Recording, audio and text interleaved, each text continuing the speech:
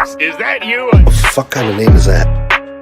Yo, Zoobox, what it do, baby? It's your boy, Ari Spears here. Going to win, Zoobox, and persevere. The Zoobox is working. I don't know what Zoobox means. I don't get it. Is this just some, I mean, obviously it's a code name of some kind. Zoobox is working, man. He says you a trash rapper. Man, I want to dress up like a bunny rabbit and fuck. That's all I gotta tell you, Zoobox. Come on, man. Chin up, find a place to smile, right?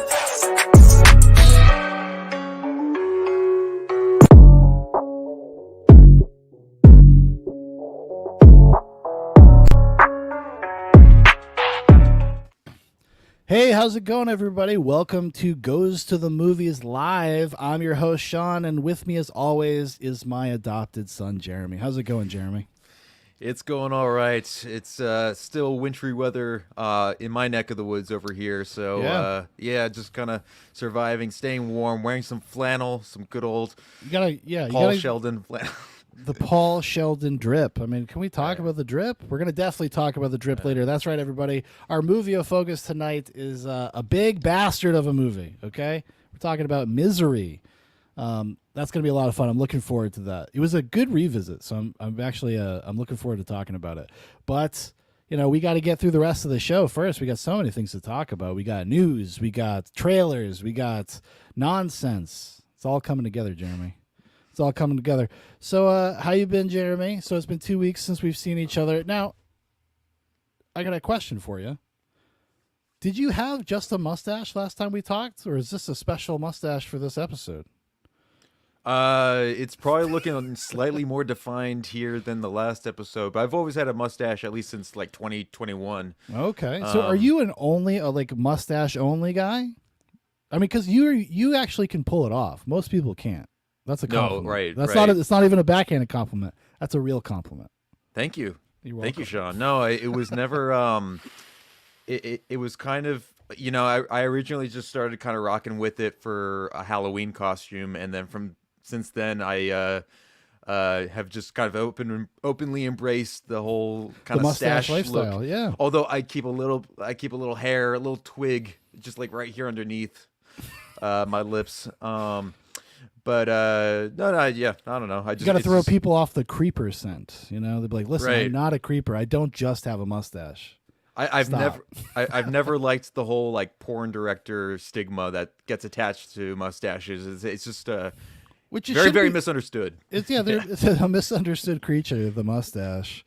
I remember talking to you know how when you meet like new people and you inadvertently like insult them because you say something that they probably had done in the past. Yeah. And we were talking, this was years and years ago. I was talking to somebody I was working with about mustaches, and I'm like, yeah, you know, most dudes just look like shit with mustaches. You have to have a very, very particular kind of look to you to be able to pull it off. And I was like, I don't know anybody that would look good with a mustache. And my boss had a mustache like right before I met him. And he's like, I used to have a mustache. Here's some pictures. Like he actually got so offended that he pulled out his phone and he started showing me pictures of him with a mustache, asking me if this mustache looked good. It's a very weird moment. I was like, you know, it's just an opinion, dude.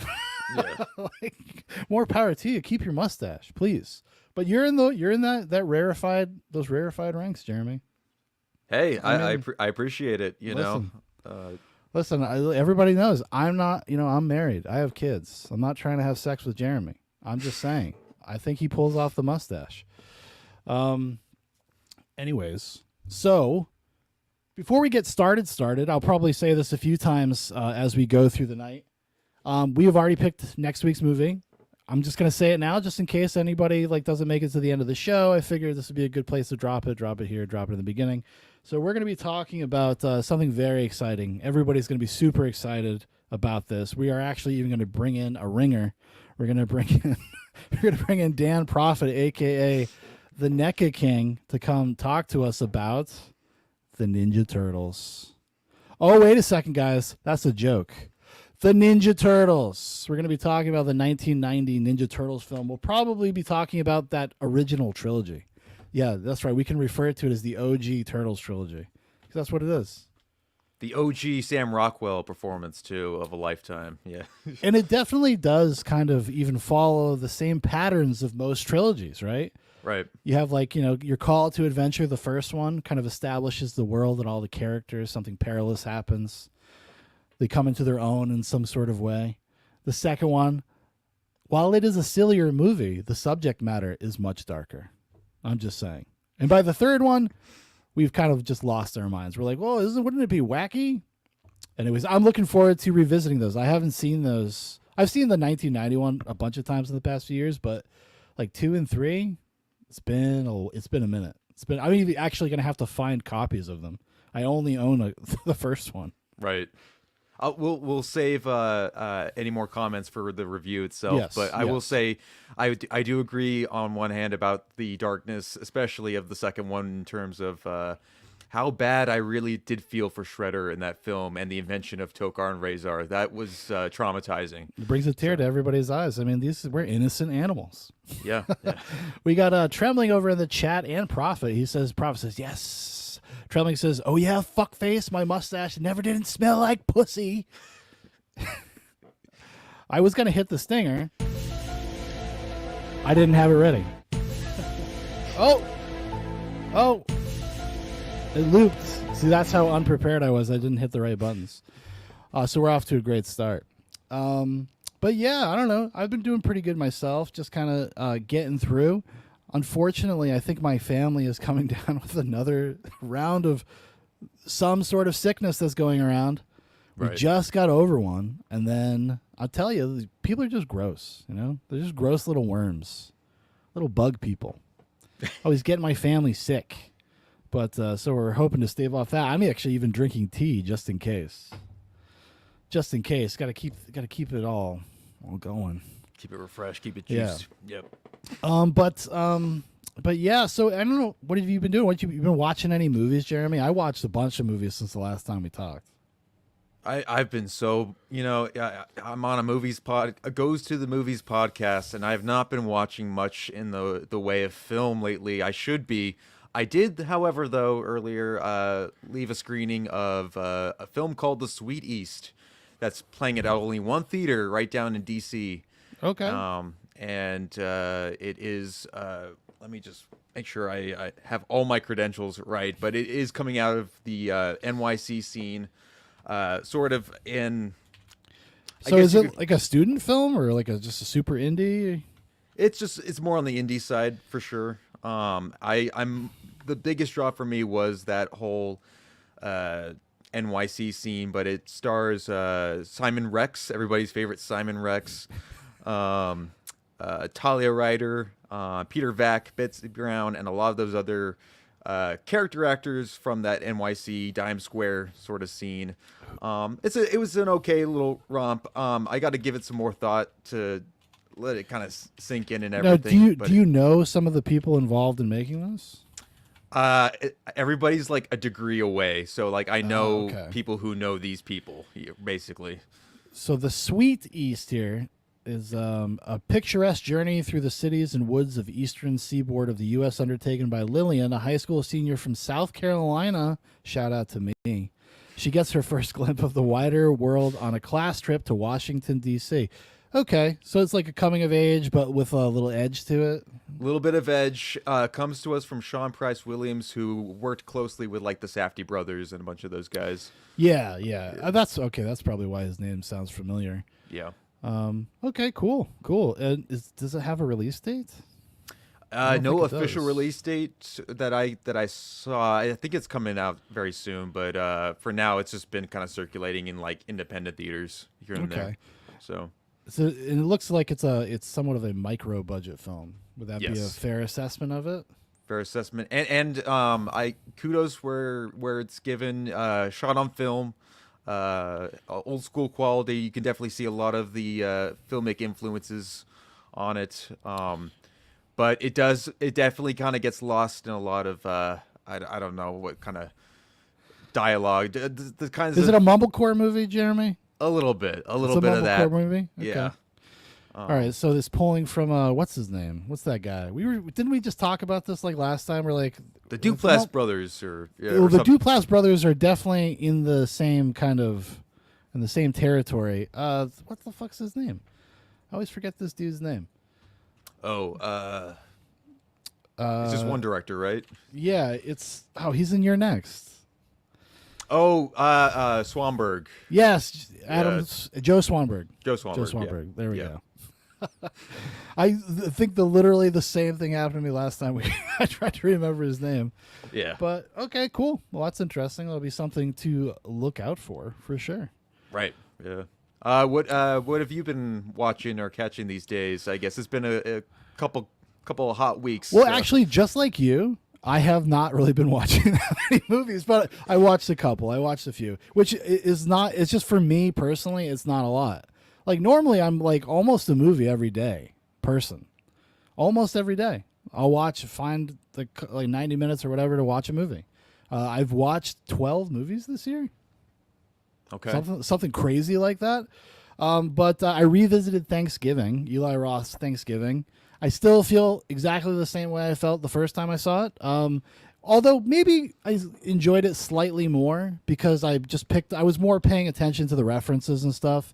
Because Eli Roth is kind of shameless in the way that he will say reappropriate things from other movies. And if you are familiar with slasher movies that are holiday themed, there's a lot of nods, references, character choices, style stuff. I mean, it's kind of like the Green Inferno.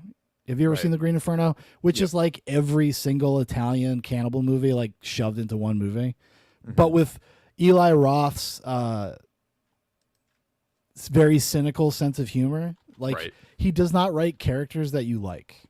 I don't think there's an Eli Roth movie that has a single likable character, save maybe for was it The House with Clocks in Its Walls, which I still haven't watched, but that's like his children's film.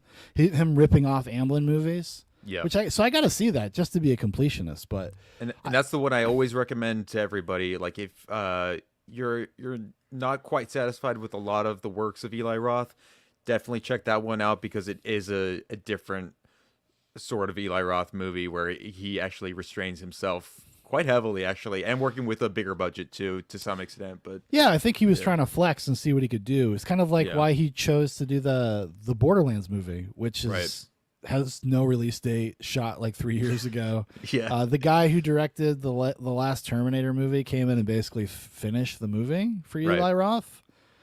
I don't know if that was a studio thing or if Eli Roth really just had too tight of a schedule. I don't know. Actually, I don't know the drama. I don't know the lore behind that.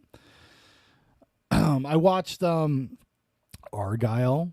Remember, we talked about the trailer for Argyle. Well, I saw the movie Argyle, and it basically confirmed all of my worst fears. All of my worst fears in our trailer talk segment is basically manifested in Argyle. It is. I don't know what the fuck is going on with Matthew Vaughn. I don't know if he's given up or he just has too much control or something. There's something is amiss, and something has been amiss for like almost 10 years. So I guess I should just get used to it. But it's kind of a nightmare movie a little bit. Like the first act is surprisingly pretty entertaining, and then it just kind of falls apart and then devolves into this ugly.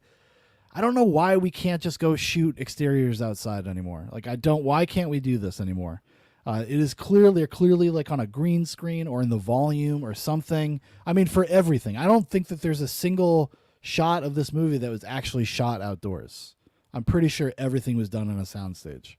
And it's ugly and it's obvious. Yeah. And it's like in the movie doesn't justify it stylistically either. So it's just kind of even more grating. You know, if you think of something like Kingsman or maybe even like Kick-Ass, you could kind of get away with it. Like you can, from a stylistic perspective, because they're kind of like comic book cartoons. But I was gonna say, even like something like a lot of like Zack Snyder's movies or even the Wachowskis, like they can sometimes get away with it too, depending on the world and how they build on it. But typically, it's such this ugly, muted looking, disconnected sort of background that never looks right. And I don't know why this is now becoming the next big trend with a lot of these Hollywood blockbusters that are just so like bloated with money that's getting wasted. I think they think in the long term it's going to be a money saving venture, because I think it has saved that. Like the volume has probably saved Disney a lot of money. Like, Sure. because they're able to basically just use digital set extensions live. That's what they're used for the most part, right? Right. And sometimes when it's just in the background, like, while I didn't really care for the show very much, but that Mandalorian show uses a lot of the volume. So did the Rise of Skywalker. They used a lot of the volume, and you really can't tell. Like, sometimes it looks really, really good, but usually that's if it's not like the focus of things. When I don't know, there's something just about the way that Argyle used it was just really muddy and like gross. It just makes everything look plastic. Like Matthew Vaughn makes movies for like children's films for adults. They just have more swears and more violence, and it's just as twee and annoying as anything that like Joss Whedon would make. And it's starting to get to me. I'm starting to turn pretty hard on Matthew Vaughn. When I watched Argyle, I didn't go too hard on him, but wasn't impressed. I was not super impressed. I also watched The Beekeeper, David Ayer's new film with Jason Statham.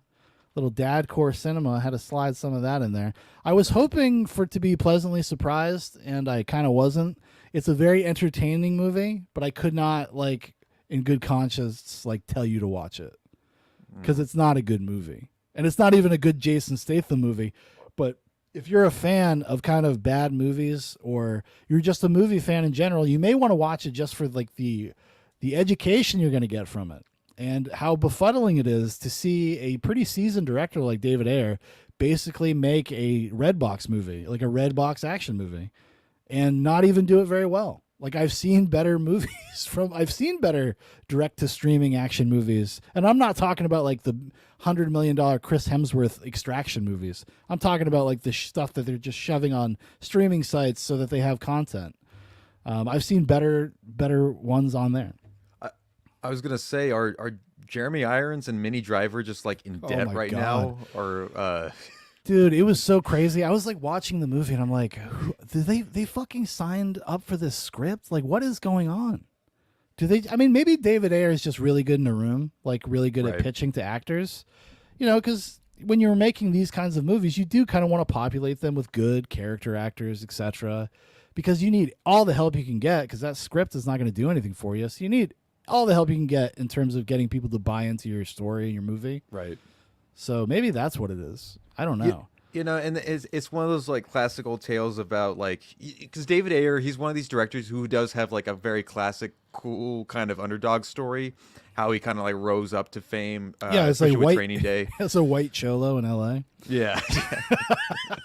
Right. No, but my dad actually, side note, had like dinner with him for like some sort of work meeting, just because like some of the things he was talking about in interviews and at other like social spaces, it just related at the time, and said he was a really chill, down to earth guy. But that's a shame just to see like where his career is just like currently floating at the moment. It's I mean, just- I recorded like a short little review, just like off the Yeah. cuff one on the channel if people want to check it out for my further thoughts. But I'm telling you, that Suicide Squad thing broke that dude. yes, Like it broke him, and it's like very apparent that it broke him. I don't think he has any faith in himself as a director anymore. I don't think, like, seeing him do The Beekeeper is kind of sad. Like, he was never like my favorite director. No. But Fury, End of Watch, as a writer, I mean, like you had mentioned, Training Day. What's the one with Christian Bale? Like High Times or something? High Crimes? Is that what it was? yeah, I think yeah. Where Christian Bale plays a cholo, and then he got Shia LaBeouf to also play a cholo. Right. Trending in right. chat says even normies who usually lap up shit like Argyle hated it. Yeah, like the writing is pretty bad. Like the last act of the movie is absolutely atrocious. It almost makes you like feel like retroactively like you've wasted your time. Yeah. The only other movie I'll watch, and I'll mention it just because we watched the trailer last episode, I watched Madam Web today. Oh, sick. I watched Oh. Madam Web today. It is another movie, kind of like The Beekeeper, but not entertaining. Like The Beekeeper was bad, but I was entertained by it for what it was, and for watching how, like in a meta way, watching, like just thinking about why they wrote this script and how it ended up the way it did. But Madam Web, I'm not curious at all. It was just kind of a tedious movie.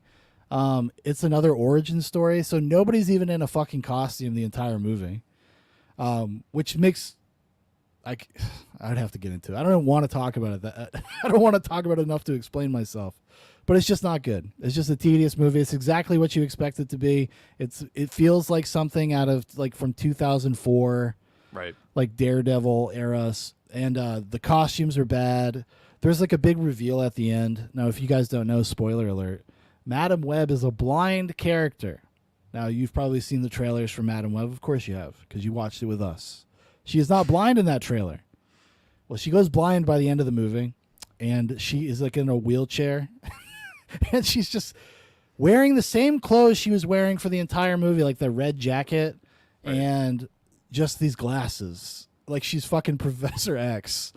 And she's like just wheeling around this room where she's got these girls now that are basically her children, like her adopted daughters, because they're all like orphans. Yeah. The one good thing I will say about it, though, if I had to find something nice to say, the subtext of the movie being kind of like pro, not woman, but pro femininity and pro motherhood. Okay. I was like, okay, cool. Cool. At least that's in there. Nobody's going to go see this movie, and this is a wasted message on a movie like this, but Right. cool. I'm glad that it was there. Yeah. But yeah, it was not good. There's a great clip rolling around, I think, or at least circulating from yesterday or today of Dakota Johnson being interviewed about like, oh, can you name like the 3 last Spider-Man films with Yes. Tom Actually, Holland? here, I'll bring it up. And it's not even like I don't expect a lot of people to even remember all of those like surnames underneath like the title, but like her response was so like, oh, I have no connection at all to this whole franchise, not even just like thematically. I honestly have Yeah. like, she clearly did this because it's like a career move for her, right? Right. Which is fine, like Yeah. whatever. But but yeah, she has so little interest in it. Exactly, yeah. But she She's was just kind of there. the same way when she did those 50 Shades movies. Yes, yeah. She was kind of like, they're whatever. right. While she's promoting them. And, even begrudgingly, I can kind of appreciate that. I can Sure. kind of be like, okay, well, at least you're kind of honest that you like, this is a career move. She must be so disappointed because I bet you she's so detached and so out of the loop. She's like, oh, yeah, I'll do a superhero thing. Sure. Right. It'll be good for my career. She talked to Elizabeth Olsen, and Elizabeth Olsen was giving her the lowdown. I'm like, yeah, but Elizabeth Olsen was in movies that were like popular and people liked. Yeah. Like, that's not what's going to happen to Madam Web. But Dakota Johnson is so disconnected from that world. She doesn't even realize that nobody knows or cares about Madam Web No. or whatever Spider Women are in that movie. That they don't really establish very well, and they're never in their costumes. Yeah. It's crazy because it's a time travel movie as well. It's got kind of like Terminator type stuff in it where people are going back and forth through time. I'm like, wouldn't this be a great opportunity to have like the future versions of these girls come and like save the past ones or something? Like do some sort of fun sequence. Never manifests. It never happens, dude.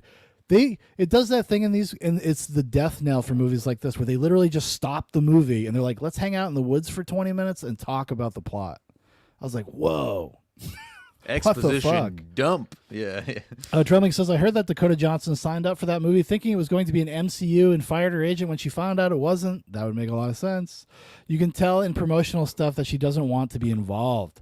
Hagrid says, lesson being masturbation makes you go blind.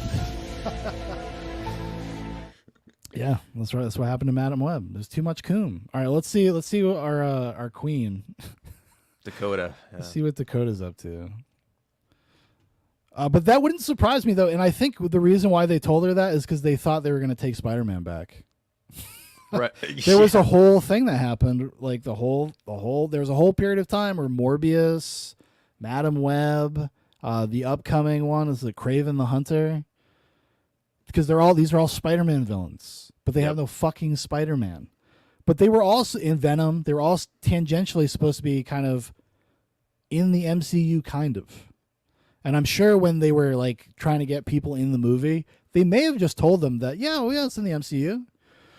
Sure. I mean, it's a Marvel thing, right? Right. Right. Poor Dakota. You're gonna have to be really nice to her. Trembling. Can you name the 3 Spider-Man Tom Holland movies? Yeah. Should I just go on faith? Yeah. Oh, Spider-Man, here he comes. here he comes. Yes. You know what I wish she had done though? Would have been a better bit if she just said yeah and then refused to name them. Like, yeah, I know. That's number 1. Yep. Spider-Man, and he's back. And the other one, the last one is the Goblet of Spider-Man. See, if this, like, it should have just dropped the whole, like, Is she trying to fuck this guy? No, I'm just joking. just drop a simpler question. Just name the Sam Raimi trilogy. Oh, 1, 2, and 3. 1, 2, 3. Boom. Yeah, there, done. boom. Done. You're out. Thank God for nepotism. I scream every time Dakota Johnson opens her mouth. Oh, let's see here. Oh, this is. She was confused about this. Now, this is kind of funny. She was confused about, like, because there's that VO line in the trailer, the voiceover line that explains basically part of the plot. It's like, my mother was a scientist who was in South America. And she's going to be asked about that because I guess it went viral. That became a meme. I mean, even we noticed it. I think when we talked about the trailer, even we, like, mentioned it. I'm like, well, that sounds weird. It's like weird canned VO. It sounds awkward. She doesn't she can't accept that. She doesn't even, like, understand. Like, why are they making fun of me? What? Trembling says, I'll be nice to her just because I love Miami Vice and her dad is in it. Well, see, listen.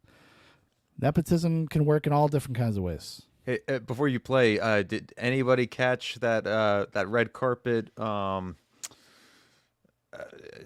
mean, hey, they were bringing some outfits to the game, which I was surprised by. I was like, "Whoa, hold up!" My wife actually sent me a picture of Dakota Johnson's butt and said, "Don't ever say I have a flat butt again."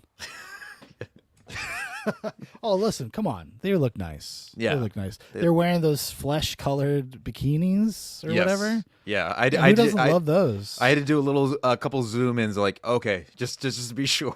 I got to make sure if I'm masturbating, I'm not getting fooled. Right. I'm not getting fooled. Oh, she's in a bathing suit. Oh, balls. Bollocks. A line from the trailer that went sort of viral. Do you remember that? What was at all? It was the line that says, he was in the Amazon with my mum when she was researching spiders right before she died. Do you remember that going viral? Why did that go viral? I think it went viral because He doesn't understand how to tell her. Like, it's the line reading. It's the awkwardness of it. Like, it doesn't know. It does, like, in context, it's still weird. Even in context. Yeah. He just doesn't have the heart to tell her, like, well, that was a bad line reading, and it sounds like you don't give a shit, and it's funny. context, people were just like, what does this mean? Did you catch that at all? No. Somebody brought this up, and I have no idea what it's about. Dude, she's like panicking right now. She's being attacked. Somebody get this gross little fucking nerd away from Dakota Johnson now. Get him out of here. She says, Dad. Dawn comes in, fucking hits him in the back of the head with a gun. Pistol whips him. Trembling says, Dakota Johnson has the ass of Danny DeVito as the Penguin. Oh, dude, that's not cool, man. Hagbard says, Trembling, fun fact, Frank Zappa refused to allow Don Johnson around his infant daughter Moon because he was convinced he was a kiddie fiddler. Uh-oh, Paradigm's being blown up tonight. That's what it means, because I think people were like, what is... Just out of the context of it, it was just a very... But isn't any sentence out of context out of context? Yes, you understand that because he's lying to you. He doesn't have to tell you. He doesn't have the heart to tell you why people thought it was funny. Yeah, very true. What a silly thing. There was just lots of bits that were like, oh, that, and that, and that. Do you know what I mean? He was in the Amazon researching spiders with my mom before she died. Yeah. We need to abolish all these like film nerds like interviewing. Yeah, you know, if we were gonna let anything like the AI take over in any way, yeah, it should be for this. Yeah. Let's just have AIs interview actors. Let's just be done with it. Let's be done with the Stephen Colbert's. Let's be done with the late shows. Let's move on. Let's evolve. Yeah. Whoever this guy's working for is at the Huffington Post. Yeah, the Huffington Post UK. Fire this guy. Save yourself some money. Tell him to learn to code. That seems like a basic storyline to me. Fair enough. But maybe I'm just underneath it. No, that's fair. Might be aware of But I gotta say though, in defense of Dakota Johnson, Right. the way that guy went about that was so fucking weird. Yes. Yeah. Like he doesn't explain it really, and he just kind of lets her twist in the wind. And she's like, I don't get it. And he's like, yeah, I don't know. Like, you fucking know, dude. Come on. Yeah. Just Come on. out with it fella. already. All right, yeah. Here's the pictures. Here's the pictures of the girls on the red carpet. This is what Jeremy was masturbating to. I cannot believe you. You've been caught. Literally these are- 20 minutes before the show. Yeah. Honestly, you got to unload the gun, dude. I can't be coming in here talking about these ladies. I'm going to be talking about Kathy Bates later. I can't sit here with a boner all night. Yeah, I mean, Sydney Sweeney, Dakota Johnson. I think a lot of people were saying that Dakota Johnson should not have stood next to Julia Sweeney or Sydney Sweeney or whatever her name is. Sydney Sweeney. There it is. It's right here. Our favorite hot ones, chicken wings eating celebrity right now. At least making the rounds. Hagler says, damn, look at them rib sacks. So yeah, Sydney Sweeney, she's cute, but they make her, she is not very cute in the movie, honestly. They have her, and they even put her in like a stereotypical schoolgirl outfit, which I thought was odd since it's like a Girl Boss, the movie, you know? I was like, oh, why do you have her in like a schoolgirl outfit? What are you guys doing? Maybe there's more to Madam Web than meets the eye. You know, maybe I got to give it another chance. You gotta appease the weebs, of course. You know, I mean, obviously, yeah. So I don't know. I mean, seems like kind of a trend right now. Is girls wearing see-through dresses? Didn't Miley Cyrus just do this like at the Grammys or whatever? Yep. I mean, come on now. Oh my God. Trembling says, yeah, don't stand near a big titty girl if you're built like the Pumpkinhead movie. You know, she does look a little bit like the monster from Pumpkinhead. You know, honestly, Jeremy, if you just started stretching her a little bit, you know, like say if we just grabbed her face and we just kind of stretched it down, grabbed the back of her head, mussed up her hair a little bit, dragged her arms and fingers out a little bit, she would kind of look like the Pumpkinhead monster. Put her in the remake. Let's do it. Let's make it happen. Get Lance Henriksen, where you at? But dude, I know you're still alive. Yeah. Oh, I made a deal with the witch again. My son is still dead. When was the last time you watched Pumpkinhead? Do you even know what the fuck we're talking about? It's been so long. Ooh, we got to put that on the list then. Because that'd be a fun one to talk about. There's a lot of fun, like, practical effects. Stan Winston's only movie that he directed. Yeah.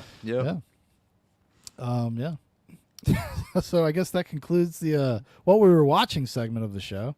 Holy crap. We just went on a wild tangent looking at these girls. Sydney Sweeney. Oh, you know, hold on.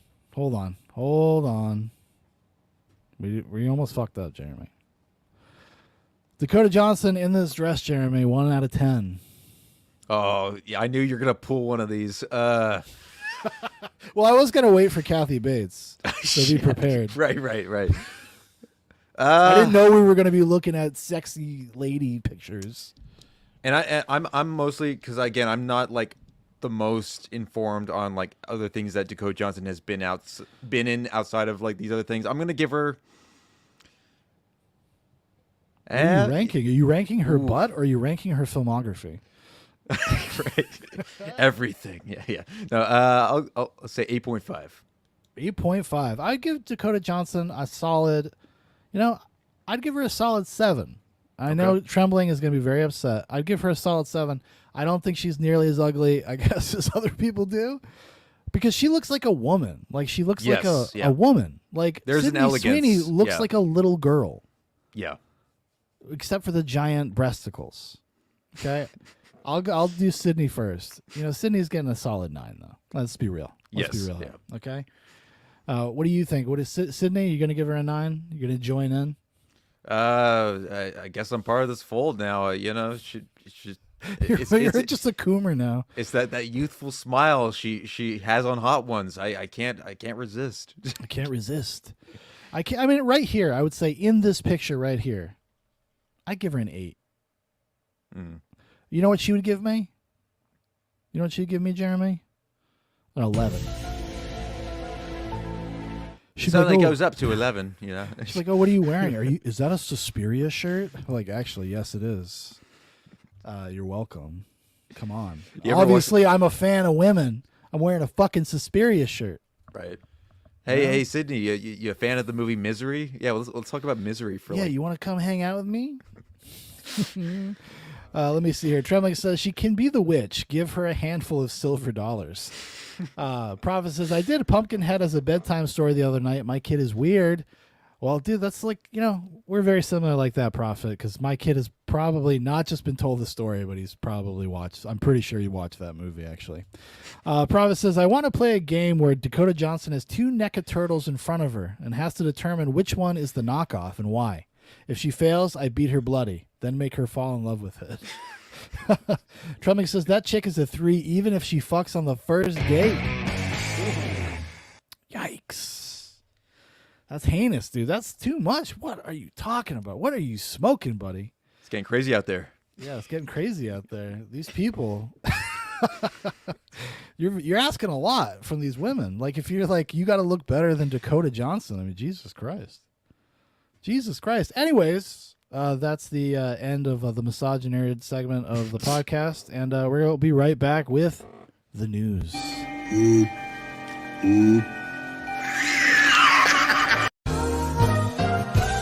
The news. All right, everybody. So we're going to be hitting up the news. I'm going to save one of these things for last. I'm going to save the AI thing for last. But just in me and cool guy Jeremy stuff, we just wanted to mention this. We just had to give it a shout out, essentially, because there isn't much known about it at this point in time. Alex Cox is coming back to make another Repo Man movie. Now, you're probably saying to yourself, but Sean, there is already a Repo Man sequel. It's called Repo Girl. Did you know that? Did you know about Repo Girl? No, I did not. I only know about the Genetic Opera. That's about it. Repo Girl is directed by Alex Cox, I believe. Okay. And it's pretty much shot entirely on a green screen. It's insane. It's not a good movie, but entertaining. Totally worth checking out. Actually, here it is. Oh, I'm sorry. Whoa! Fucking movie's falling all over the place. It's actually Repo Chick.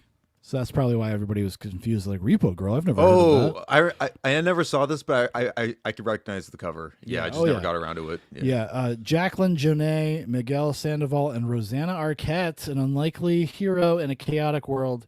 Maybe when Repo Man 2 is getting ready to come out, we'll do the Repo Man movies. It would be cool to do this. I'd love to talk to somebody about this.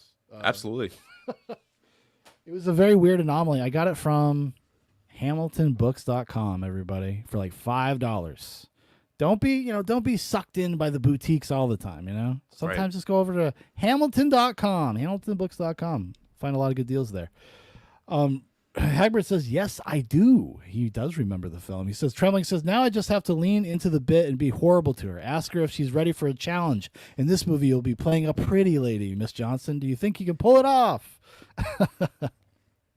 But anyway, it says Alex Cox plots return with Repo Man 2, The Wages of Beer. Oh, another working class anthem. I haven't seen Alex Cox in a while. I think the last time I saw him was, isn't he in Mad God? He makes a cameo in Mad God. So, He's the only human actor. Right. Marking an incredible escape from director jail, Alex Cox is ramping up his first feature in 7 years and perhaps the first well-financed project in 20 plus. Oh, cool. At this year's Berlinale and European film market, he'll shop Repo Man 2, The Wages of Beer, which continues directly from his 1984 cult classic as Otto, Emilio Estevez the first time, Dark Winds' Kiowa Gordon now. Having aged a total of 90 minutes, boards his trusty 1967 Chevy Malibu to journey across the infinities of time and space. Cox has mostly laid low in recent years, directing the odd micro-budget project here and there. Among them, a spiritual sequel, Repo Chick, that looks more like a Tim and Eric sketch than a studio production. This is very true. Making this return to feature filmmaking quite notable. Though primarily known for Repo Man or Sid and Nancy, his filmography is studded with treasures like Walker, Straight to Hell, and personal favorite, Three Businessmen. Boasts a punk with classicism sensibility that is simply non-paralleled. Per Cox typical vibe, the first statement promises Repo Man 2 will exude punk energy, existential comedy, and unconventional storytelling, navigating the absurd and chaotic world of Repo Men into a new age of nuclear brinksmanship and driverless cars. Wow. It's cool to see that he's actually going to get some money, though. Yeah. Because that's what all I thought of was Repo Chick. Like, when I first saw this, I was like, oh, no. Well, I'm interested, obviously, but I want better. It's like, it's like how I'm going to have to live with the fact that John Carpenter's probably going out with The Ward and those Masters of Horror anthology episodes. Yeah. Like, it bums me out that that's the reality, but I kind of thought maybe Alex Cox would be in that similar territory where it's like, well, he kind of went out on like Repo Chick. I guess I'll just have to accept it, but. And you secretly want them to surprise you. It's just like, it's always a bummer whenever they just, I don't even know. It's like they give up. They just kind of give up. They just kind of like go with the flow and not do something that's against the mold, You know, I can appreciate if they like truly like somebody like Carpenter. If Carpenter's just like, dude, I'm old. I don't have anything left to say. Yeah. I would be. I'm like, that's an acceptable answer. Sure. He is in his 70s. Like, and he wants to hang out and play video games and play music with his son and tour occasionally and smoke cigarettes and. Play Crash Bandicoot, yeah. Play Crash Bandicoot, and actually, he's a pretty prolific gamer. He plays a lot of games. In fact, a website I used to read all the time, giantbomb.com. It's completely different now. It sucks now. But giantbomb.com, they used to do their yearly like Game of the Year roundup, and John Carpenter was often a contributor. He would actually write them an email with his like top 10 games of the year or whatever. Trellick says, Alex Cox and Albert Payan discovering green screen were sad days. No, you're not wrong. Yeah. You're not wrong. Is Albert Payan, that's the guy who did Cyborg, I think, right? Albert Payan. I don't even think I've seen Cyborg, actually. You've never seen the Jean-Claude Van Damme film, Cyborg? No. Oh, well, you know, I yes, he did Cyborg and Nemesis. Right. Yeah, that's right. Okay. Yeah. And the Kickboxer 2... He's dead. Radioactive Dreams. I haven't seen a lot of Robert Payan movies now that I'm looking at his filmography. Maybe I'll have to remedy that. Maybe we'll have to do maybe we should do all the Nemesis movies. I've seen the Nemesis movies. Trembling says, it's like how Argento hasn't made a good movie since Opera in the late 80s and doesn't even seem like he tried. You're not wrong, dude. Like, even Argento's last one, Dark Glasses, was not very good. I thought it was okay. Well, it was okay. Yeah, okay. It was better. It was better than some of his last few efforts, but yeah, I will say like he's been on the decline since. Better than Giallo.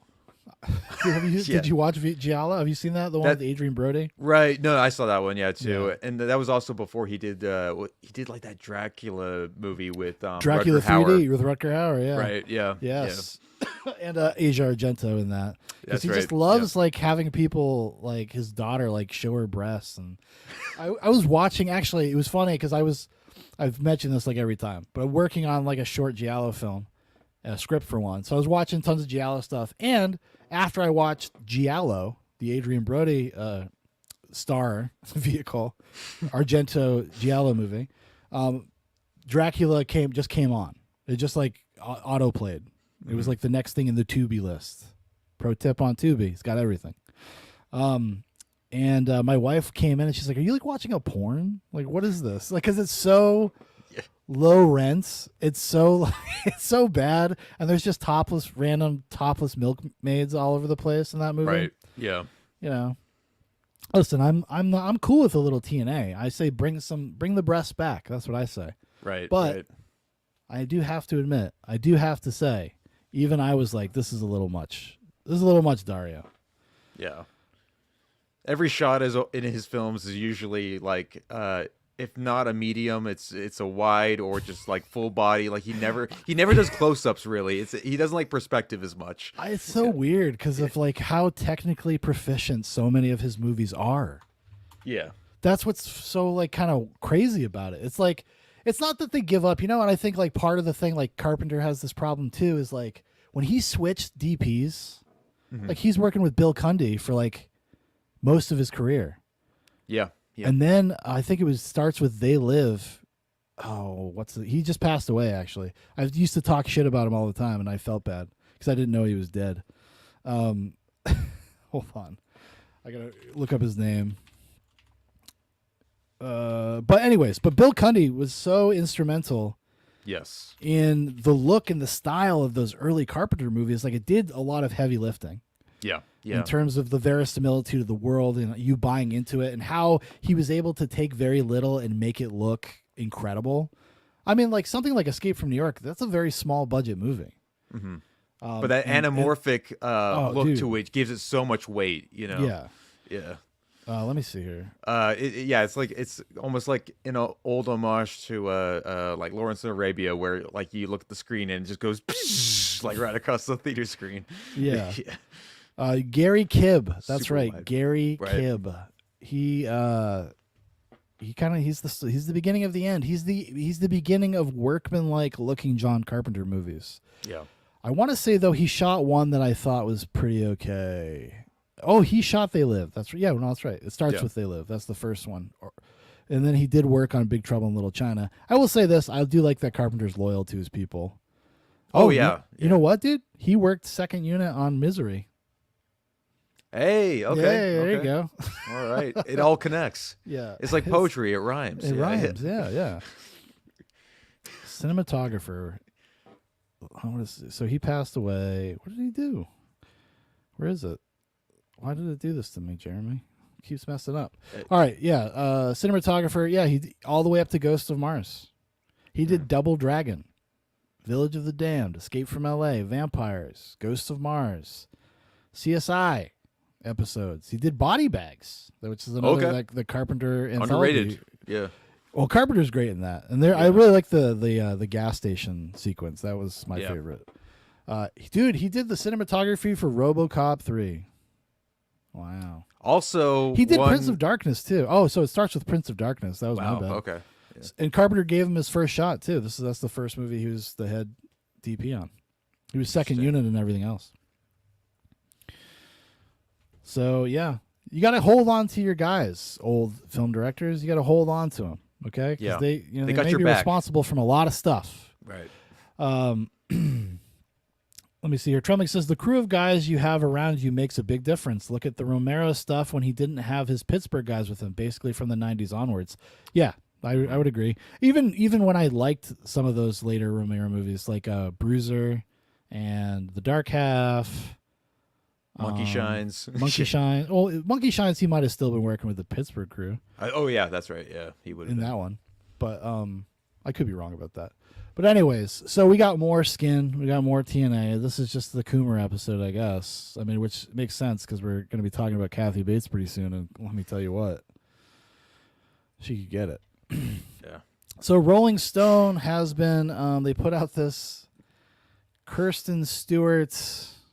I don't know, what do you call it? Like it's the Year of the Lesbian. Year of the Lesbian, to post lesbian thirst trap stuff, which is to dress like a 15-year-old high school boy.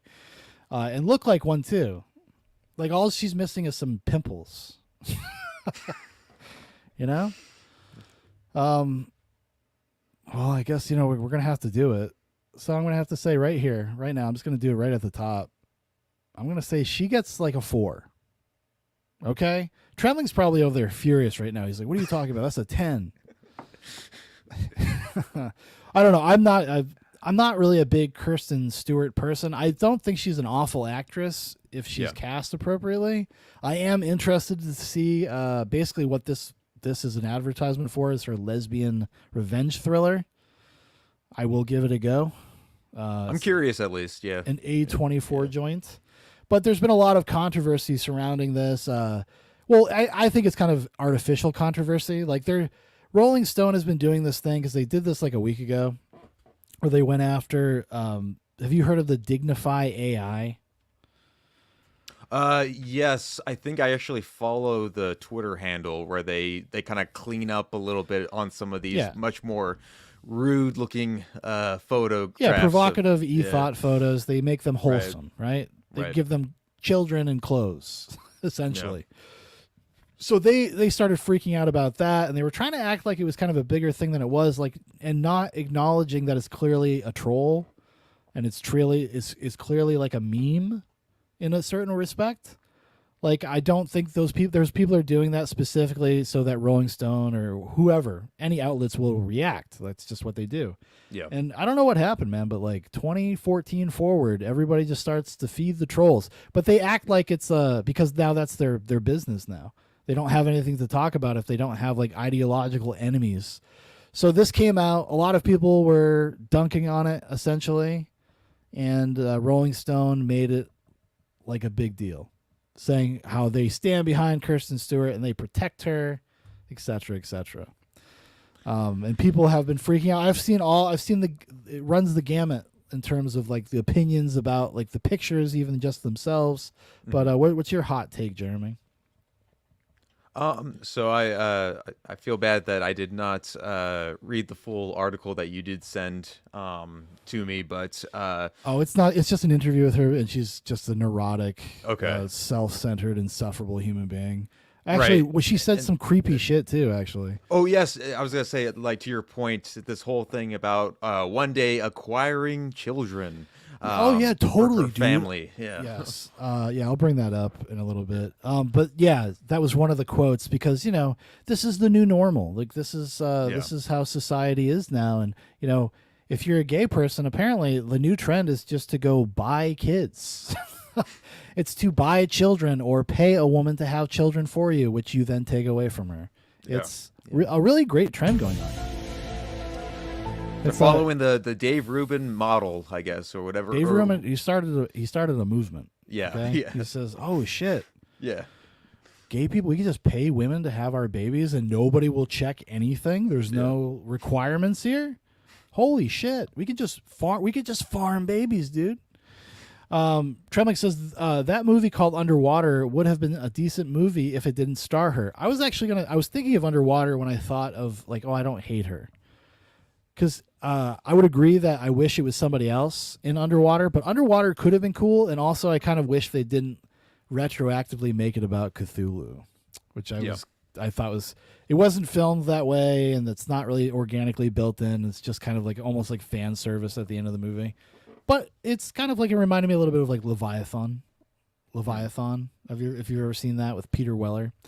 Is that Stuart Gordon? Who? No. No, Leviathan is, I don't even know who the hell directed Leviathan. It's okay. It's an okay movie. It's like a creature feature from the late 80s. Okay. Peter Weller, Richard Weller. Crenna's in it, Ernie Hudson's in it. Who directed this sucker? Who directed Leviathan? Oh, George P. Cosmatos. Oh, okay. Yeah. Yeah, he was right off of Rambo 2. Rambo Part 2. And Of Unknown Origin. Have you ever seen that? That's a really good one. That's You haven't seen that? Oh, no, I you- have not actually. Yeah. You would definitely dig that one. Prophet says, "Man, it's crazy being a sponsored influencer. I have to do an unboxing and 2 promo photo shoots tonight. Man, they expect a lot of the king. I'll have to do it with my earbud in because I ain't leaving my ZooBox program." Well, of course, yeah, obviously. But yeah, it's a little weird, when you start getting into the influencer game where people send you stuff to review. Yep. Sometimes they like pester you, and I don't take kindly to being pestered by them because I'm like, I don't consider when you send me something payment. You are getting more out of this than I am. I'm giving you a free commercial, essentially. Treming says Leviathan and Deep Star 6 were the 2 more cheaper ones that came out to capitalize on the Abyss. That's right. And I like both of them, actually. I kind of like that whole that era. It also, everything kind of looks like Aliens. Yeah. It James was cool. Cameron-y kind of look. Yes, yes. Or just like Trembling said, The Abyss. Yeah. Which I bought the digital version of it because the physical copy of it hasn't come out yet. Like at Christmas time for like $10. Mm-hmm. Still haven't watched it. By the time the actual physical copy comes out, I still probably will not have watched it. And I'm going to hate myself because I'm going to buy it again. So Kristen Stewart, Rolling Stone's March cover star, just wants to do the gayest thing you've ever seen in your life. After more than 2 decades in the spotlight, she knows who she is and what she wants. It's one of these things where these people like Kristen Stewart or Ellen Page, they like lose their fucking minds, and the media comes out to help them like affirm their life decisions. Yeah. Like coming out and like running cover for them almost in a weird way. Because I mean, in all honesty, like who cares? Does anybody care that Kristen Stewart's lesbian? Like nobody gives a shit. Nobody, I know. But they can't accept that. They cannot accept that you don't give a shit. They're like, no, I'm a lesbian, non-binary actress. I dress like a boy now. Don't you get it? Look at this haircut. Look at this Jerry curl almost. Like she's moist. It's grossing me out. Trellick says Mike Tyson needs to make her and Elliot Page kiss. So she continues, as a queer woman in the public eye, Kristen Stewart has had the occasion to think about identity and what it all means. Jodie Foster, me, boy genius, I'm in the middle, she says of the queer celebrity continuum. Isn't that the most like hipster?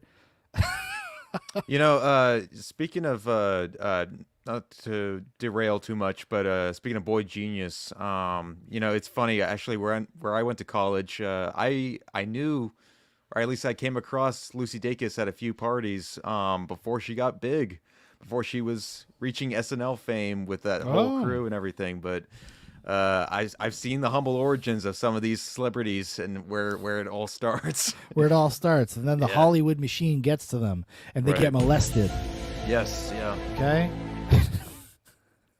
Oh, did I not download it? Hold on, I had a drop for that. See if it works, if it's the right one. But there's something there's like an even like you say, there's a much grosser intent here when it is like these like studio backed sort of like, oh, we're gonna root for you and support you, and like we're gonna like do all these exposés on just like what your lifestyle is today, and well, because like now because her sexuality is now a marketing tool. Yeah, and it's actually been used as a marketing tool for a long time with Kristen Stewart. Right. I mean, they basically, I feel like the world kind of willed her to be a lesbian.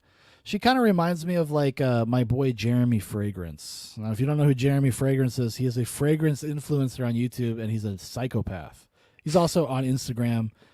And he told the story about basically like he was in a boy band. He was like a male model. He gets scooped up into a boy band and gets convinced by the producer for like a decade that he's gay. So he's like having sex with men and blowing the producer and all this stuff for like a decade. And then he's like, and then one day I wake up, I'm not gay. And I realize I am not gay. He had tricked me. I was That's basically what happened to Kristen Stewart. You know, she just got the producers. They just forced it. Trellick says, the gayest thing I've ever seen in my life. You've already did it by being in all those Twilight movies. Oh, shit. But yeah, you know, she got, you know, I don't know. Maybe she got. You know, she's a child actress. This happens out there, you know? What a terrible, terrible day for this molester. I mean, I don't even know what to say about that. Here's some more lesbian thirst ones. Now, this one, we're heading into territory where I feel like, you know, anybody can be find this erotic. Yeah. There's definitely. And then there's this one. Then it's just like, what are you doing? Get out of the boys' bathroom, you kook. Yeah. Like in a really dismissive, just like, you're just doing this for attention. Like, get away from me. Yeah. Kristen Stewart wants the cover to send a message. Hypersexualized left of andro flipping the gender script. What does that sentence even mean? Hypersexualized left of andro, which I assume is androgynous. Yeah. Flipping the gender script. If I got through the entire Twilight series without ever doing a Rolling Stone cover, it's because the boys were the sex symbols. Oh, my God. So this is just like a little bit of like jealousy. Yeah. Trebling says, why do all these dykes try to look like Justin Bieber? Well, because they just want to look like dudes, you know? Lesbians especially. Oh, look at this one. See, now this is just regular tomboy stuff. Right. And that's okay. I mean, I'm not a big fan of hair that always looks moist. I don't like that. Moist or even just like cut that way sometimes. Like you only Yeah, the so, mullet like, look is not cool. No, it's not. only there's only so few people that can rock that and actually make it work. Like it's tough. It's kind of like Yeah. the mustache. Yeah. Yeah, exactly. You're right. It is kind of like the mustache. Kirsten Stewart ain't it though. No. Oh, no. speaking of mustaches, it's we're about to address this. I want to do the gayest fucking thing you've ever seen in your life, Kirsten Stewart says in the Rolling Stones new cover story. If I could grow a little mustache, if I could grow a fucking happy trail and unbutton my pants, I would. Why?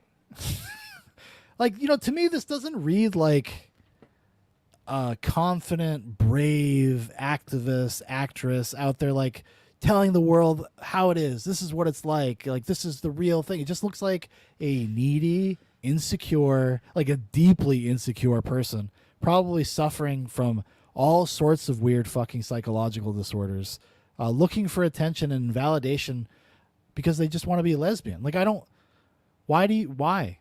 Like, what is the purpose of this other than to, I guess, what you want to be in the business of selling Rolling Stone magazines? It's a subset of that whole like premature sort of like culture right now. I think of people that are trying that think they are kind of outsiders to their mainstream. Yeah, even in their own counterparts. circles, right? Even They in have their to own get- circles. They yeah. have to get on that hierarchy, right? Yeah. Like she's like, I could be like a regular lesbian, or I Right. could be like a weird androgynous lesbian and like Yeah. make people uncomfortable, and that's my bag. Yeah. Like, you open Kristen Stewart's like backpack and it's probably filled with like pharmaceutical drugs of all kinds, and you're just like you're already giving us your baggage here. Like Exactly. Yeah. Here and now. Yeah. I just like it's just so it's almost like, to me, I hate to say it, I guess the way I would describe it is I find it very boring Yeah. and tedious, and like it's try hard. That's the word I'm looking for. I don't know if it's in vogue anymore. I don't know if people use it anymore, but it's try hard. It's like you're trying too hard, and it's just obvious. Trailing says if she wants to impress me, she should get on steroids and get all WWF's China big. I'd be impressed. Not everybody is like Rob McElhenney, from It's Always Sunny in Philadelphia. That guy is dedicated to his craft. Are you kidding me? Fat Mac and then Hot Mac? Holy shit. What a transformation. Twice. He did it twice. Yeah. Yeah. That's commitment. Here's a little short, funny story I wanted to share with everybody. So another round, director Thomas Vinterberg gives his thoughts on Chris Rock directing an American remake. If it's shit, he'll get slapped again. Let's see what the Based. article itself So actually good. says. I'll see if it Yeah. lets. Oh, wait. You know why I didn't bring up the article? Because it's in a different language. It's in German. Yep. So if you guys didn't know, Chris Rock is mounting a remake of Another Round, which I saw when it came out, and it's pretty okay. It's a pretty good movie. You like Mads Mikkelsen. It's a great Mads Mikkelsen's performance. And what I like actually watching movies that he makes in his home country is because he's actually allowed to play real characters Yeah. and real human beings, and not just like the stereotype of what we think Mads Mikkelsen is, Right. of kind of like this menacing, dead-eyed, monotone monster guy that he often Oftentimes gets. villains too, and just like typecast and yeah. Pretty much since he did Hannibal, which is actually a very underrated show. It's actually a really good show. I enjoyed Hannibal. I hope that someday they get to go back and like Netflix will give them the money to do like the last couple like things they wanted to do. Trembling says she'd be the type to say that you can be a lesbian and only have sex with men because words have no meaning now. She's 100% that type of person. Yes. 1000%. Yep. You know what? She probably doesn't even sleep with girls. She sleeps with girls with penises. But anyways, so the only way I would see, like, if they were going to remake this movie is if Chris Rock cast Adam Sandler and everybody from Grown Ups. Because if people don't know, the plot of the movie is that there's these, like, basically these high school teachers that decide to get drunk every day and just to see how their life is. They want to, like, find ways to enjoy their life. They're all kind of like, it's the modern man's dilemma. They're kind of displaced socially. Right. Their wives hate them. They're, like, stuck in, like, kind of loveless marriages. And It's like They go- Midlife Crisis, the movie, pretty much. Yes, exactly. Perfect way to put it. Yeah. It's Midlife Crisis, the movie. And I don't like, because Chris Rock is going to take this and he's going to try to be like serious dramedy guy. And Chris Rock is a bad actor. He is not a good actor. Not even top 5, everybody. Do you ever see Top 5? No, I did You not don't see. watch. You don't watch romantic dramedies written and directed and starring Chris Rock? Jeez, racist. It's got a great. Actually, there's one great scene in Top 5 with DMX. Okay. Which I should hold on. If I can find it, I'll bring it up quick. But I don't know. So did you see the original movie Another Round? Oh, I love it. Was I think my second favorite of that year, and that was a really, really rough year for film, if I remember correctly. I think it made my list that year too, if I'm not mistaken. But yeah, like this past Christmas, my stepmother, who's half Danish, I got the movie for her because she DMX. Yeah, it's just like totally up her alley. She loves Danish cinema in general. Oh, so, cool. There you go. Yeah. But what do you think of the remake? What do you think? Is this is there any possibility that this could be anything interesting, even at all? Well, so I tweeted about this too, just like left my own snarky comment saying like, well, I've seen the Chris Rock remake of Death at a Funeral, which is a remake of the Frank Oz comedy. Yes. The British comedy. Yeah. It just doesn't really quite deliver this. It's just mostly all the same jokes, only like, oh, black people, pretty much. Yes, yeah, the remake is awful. Yeah. Well, I mean, is maybe awful is an overstatement. Not awful, but just like completely unnecessary. Like, you're like, why does this exist? Why? Yeah. So that's what I mean. Like, when you do a remake like this, you have to kind of justify it somehow. Otherwise, you should just tell people to go watch the original movie. Yes. Yeah, pretty much. I'm just like, I'm probably with you on the same boat. Like, just get those Happy Madison guys back together for some sort of vacation romp and see how it goes. But yeah, I want to see like Kevin Nealon actually, and they should cast Kevin Nealon as the star. Right. Let's get crazy. Let's get wild. Tremling says you didn't find him captivating in Spiral. Actually, I did a tweet of this a long time ago, but I took screen caps of like 4 completely different scenes in Spiral, and Chris Rock is making the same face. Like his 90% of his performance in Spiral is just a what? It's great. It's wonderful stuff. It's by far probably the worst Saw movie, and that's kind of saying a lot because there's some bad ones in the Saw franchise. Jigsaw? Who? I thought he was dead. Anyways, but this is the one funny scene in Top 5 that I recall. It's R.I.P. DMX, by the way. R.I.P. Yeah. But at the time this came out, DMX was in and out of jail all the time and was having tons of like kind of financial troubles. So maybe the joke won't survive the time in between here, but I don't know. Let's see. What are you doing here? Really? What am I doing here? I'm X, man. I live in this motherfucker, man. Don't you watch the news? Damn, homie. I respect the fuck out of your shit, man. Uprise? I'm gonna see that as soon as I get out, man. Yo, man, thanks. Yeah, this is Chris Rock plays a very famous, successful comedic actor. Thanks for making movies for the people, Chris. It's a lot, man. I'm a big fan of yours, too. One thing I really respect about you, why I fuck with you for real, son, is that you won't let the industry box you in. You're pretty much on some same shit, yo. Oh, wow. When I put this on, I did not realize like how narcissistic this was to have DMX say this to Chris Rock in this fucking movie. I forgot that. I'm kind of tired of rapping, man. Plus, I got so much more to offer. That's what I always say, man. I got so much more to offer. You got a minute? Yeah. Check this out. Smile, though your heart is aching. Smile, even though it's breaking. Do you have any idea how hard they were laughing on set? Oh, they're like, did you see what we got D to do? Did you see? Oh, we got Austin over on YouTube. He says, my mustache isn't gay. Hey, good point. Actually, you also have one. You got one of those faces. I think I've seen your face. Austin, who was recently on my program, Fleep It After Dark, rocks the mustache even better than I do. So, kudos. Yeah. I guess it's just mustaches take the night. They take the night. Tremlich says, quote unquote, now I love Jigsaw, but I hate jigaboos. Classic Chris Rock bit. When there are clouds in the sky, you'll get by. Smile through the pain and sorrow. What? Smile and maybe tomorrow you'll see the sun come shining. You know, it's almost just kind of like mean to do this to DMX. You're like, hey man, I know you're kind of been famous for going crazy lately and being in jail for dogfighting and stuff, but why don't you come and give us some of that DMX magic and just completely make fun of yourself? Yeah, I was gonna say, like, who made the call for this film to I guess essentially embarrass him in a way? I don't know. Well, you know, maybe that's just the read we have on it now in hindsight. You know? I don't know.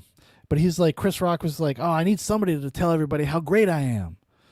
Let's get DMX. Yeah. Austin says, mustache Claiborne. Hey. And he also says, is this Deep Space Nine? Oh, my God. Oh, my goodness.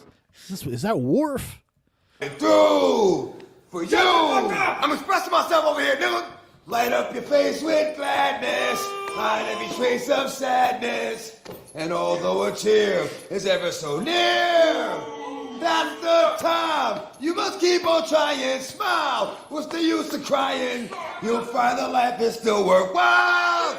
You just smile, motherfucker. Smile. It could have been a number one. You know, if they could have just isolated this. I'm gonna put this whole song as a drop. Smile. That was the most Chris Rock face he's ever. Actually, that was a pretty Chris Rock face. Yeah. Hold on, let's go back a second. That was. You're right. That's his. This is every scene in Spiral is this face. It's patented. He's got it down solid. He's got it down rock solid. That just happened. What are we? Some kind of Saw movie? I mean, come on, man. I came down here to get an abortion. I didn't come here to get killed. Anyways. Well, we got one more news story. We're going to just briefly touch on this because I think it's kind of fascinating. So I think this dropped today, or at least people are talking about it today. OpenAI introduces their new Sora text-to-video model. And I was actually pretty surprised by the results. If you guys don't know, it's kind of like the ChatGPT, but for moving pictures. And it's all the craze right now. The reason why I guess we'd be talking about something like this on this program, because things like this, these kinds of tools, within the next 20 years are going to fundamentally change the arts in pretty significant ways. And I mean, even Sora already, I was reading right before we got on, is already facing potential lawsuits because the way that these AIs work is that they cull from already existing works. So everything that they're building, all of this imagery and stuff, is oftentimes stuff that's copyrighted, or their books and famous photographs, etc., right? And people are starting to have a problem with that because they don't want people using something like an AI cutting off their revenue stream, essentially. But anyways, Trembling says, I never watched that season of Fargo with him. Was it awful? You know what? I didn't watch that one either. I only watched the first 2 years. I totally forgot he was in that. Oh, wow. Was he good in it? Did you see it? No, I only ever saw the first season. I got to get back into the Fargo series at some point. It was pretty good. It was all right from what I recall. You know, it's a fine FX program. Yeah. So this is a new one. This is completely AI. It's pretty wild. I mean, if you start staring at it like really closely, yeah, you know, you can tell there's something artificial and weird. Like especially if you look at the draw distance back here. Yeah. Especially now that I've even just because I've paused it, you can kind of see the where the artificial blurring from the artificial camera is taking place. But it's pretty fucking crazy though. Like, because if you were just to see this in passing, like scrolling by it on Twitter or Facebook or whatever, you would not look at this twice and think it was something fake. Would you?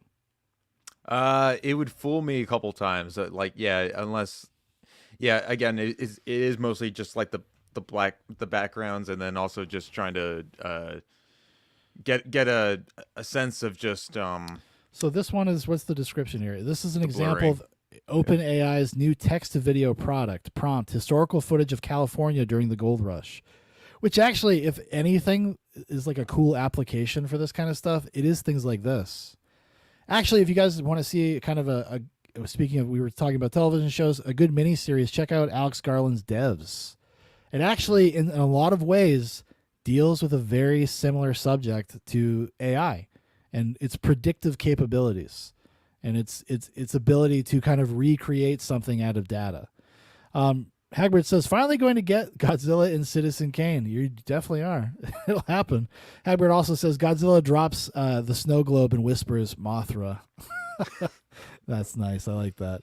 Trembling says, I think it was from a new video game, but not AI. Fair enough. What about this one? Yeah. What about this one?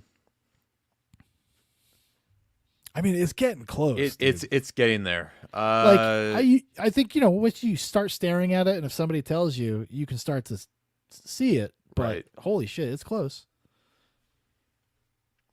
I think seeing it like in this means on StreamYard, like it's a little bit harder to kind of tell, but if it was a much sharper, let's say like at the very least 1080p sort of image quality, I'd still see a little bit of like weird infrared.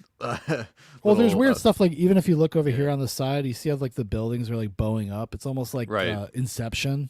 Like the world's about to building fold on up. stuff. Yeah. I mean, that's pretty cool. I don't know. What do you think about it in terms of its implications for like the future of making movies, storytelling and stuff? Like, do we think this is a good thing that this tool exists, or do we think it's a bad thing? I mean, because it's going to really remove a lot of human fingers on things, like the human touch of stuff, even CGI stuff, right? Because I imagine this is what it's going to be majorly utilized for. It's going to be a huge contender, especially for editors, I want to say, and even for storyboard artists as well, because you have to have that human touch at a certain point. Even though it is emulating it so well, humans are flawed, and we need to see flaws and things to be able to build and like write around. And AI is trying to be perfection, and we can't. I mean, that's not something that. So go ahead. Oh, I'm sorry. No, you're right. It's trying to build something like some ideal version of something, which nothing is actually ideal. Yeah. So it makes it look weird. It's just something is off about it, but it's going to get that right at some point. Sure. It's going to get the imperfections because it's going to realize kind of what they realized. Remember the movie The Matrix, and Agent Smith is talking about. Never heard of it. I'm just kidding. Or it was a Matrix Reloaded, and the architect is talking about why the older Matrix, like versions of the Matrix, failed. Mm-hmm. One of the reasons why it failed was he's like, we gave them everything. It was too perfect. Mm-hmm. People could see through it because it was perfect. And because you just instinctually know that nothing is perfect.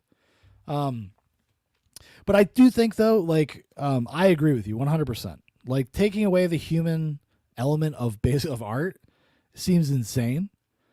It seems like that is it's almost dystopian. Yeah. But it's going to happen.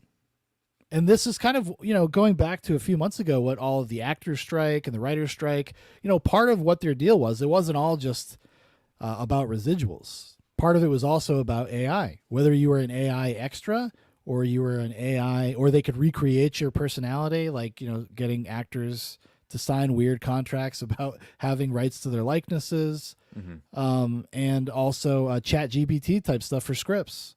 Yeah. I mean, do you think that there's actually a script out there that's already been produced that's like a AI script? Oh, I'm sure there's got to be a few. Like from a studio. Do you think it's already out there? I think Disney's already kind of trying to implement more of that already. Which, I mean, they're only a hair's breadth away from that already. So in terms of the quality, right? Like you won't even be able to fucking tell. Yeah, because especially like the last couple years of just Marvel, Star Wars, Disney fare, it's all been almost interchangeable. I can't tell the difference between any of them anymore. Yeah, they're generic. They're just generic. They're like I can now see like fully well the template that they're all kind of using, even if it's like technology that I don't have access to.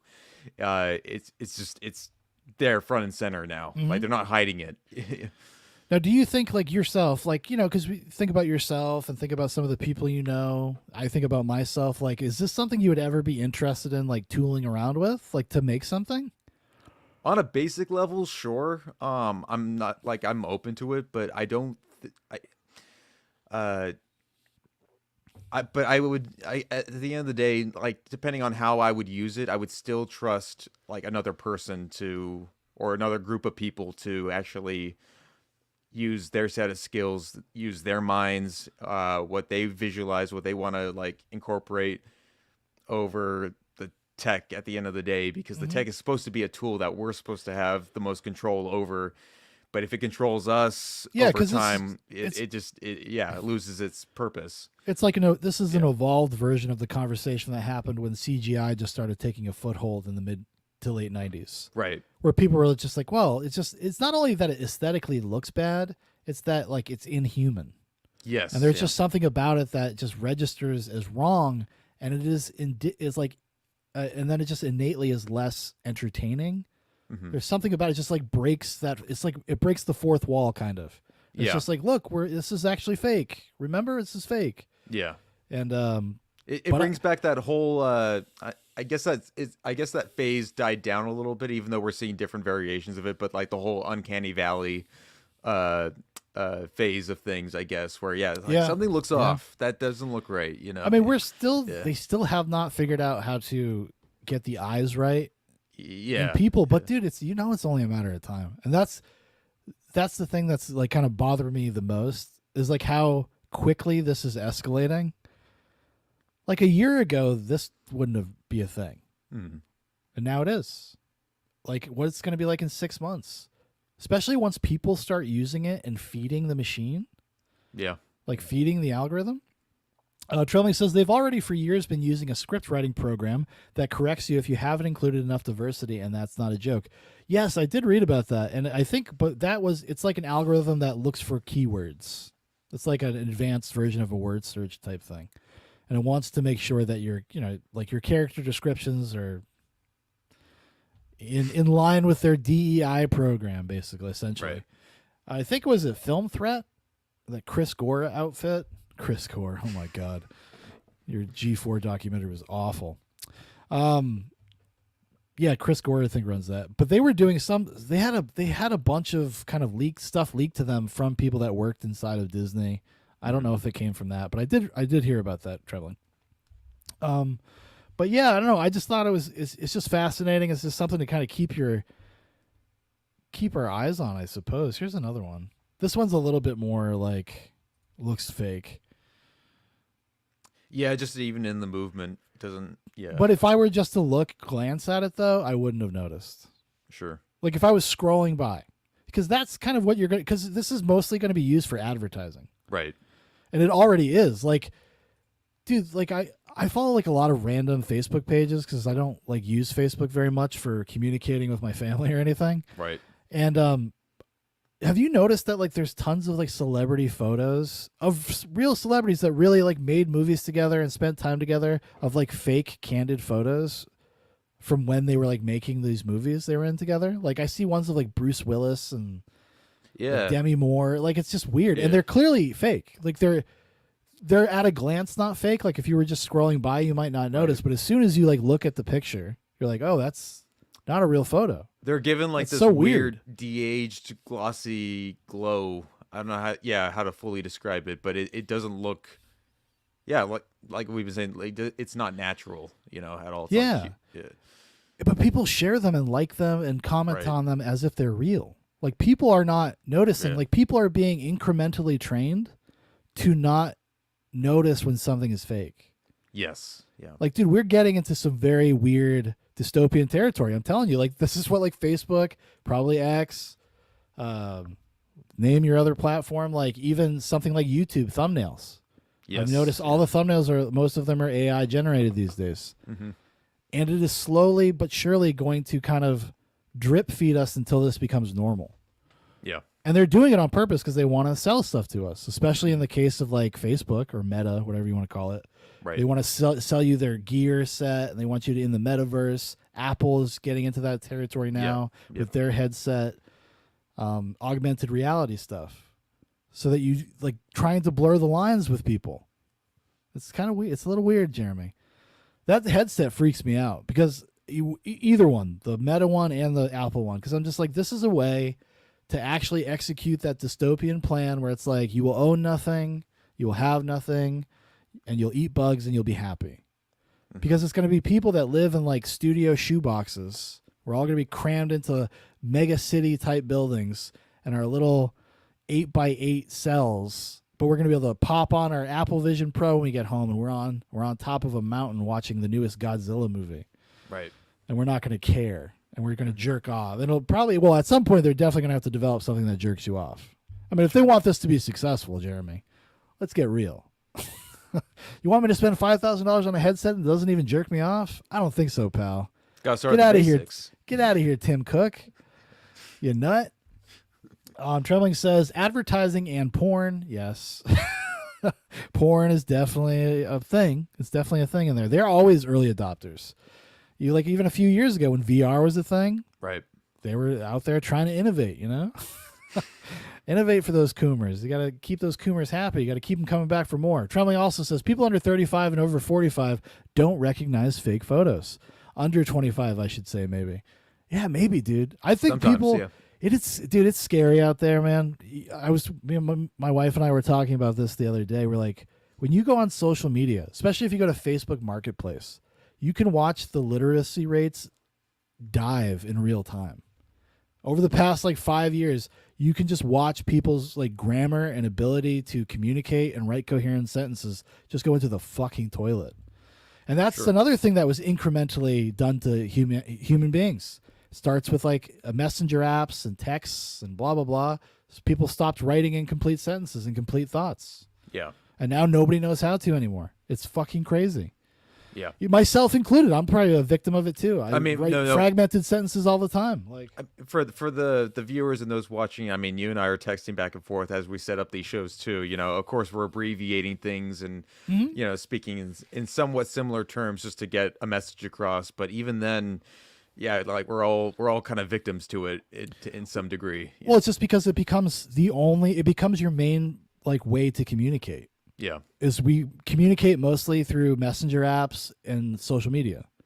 People don't really talk to each other anymore. People don't write each other letters anymore. People don't write emails very often anymore. No. Right? So there's very few times in your life where you're actually asked to, hey, sit down and write me a paragraph. Right. Write me a coherent paragraph.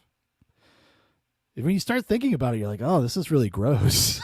Yeah. This shit is gross as fuck. Right. We're done. Oh, dude, this is another. All right, this one kind of freaked me out. All right, we're gonna watch just one more. It's another one of these short AI clips, but that's AI. Yeah, that's rough. Come on, dude. Look, even pause. You can't really see. Now we're starting to get to the place where that uncanny valley is being overcome. Yeah. 'Cause look at their eyes. Like they look alive. Yeah, those are not. Yeah, those are not dog eyes. As much as it's trying, it looks off. That's the one thing. Everything else looks actually like pretty solid, but there's something dead behind those eyes. These are Pet Cemetery dogs. Yeah, there you go. They're from the digital Pet Cemetery. Yeah.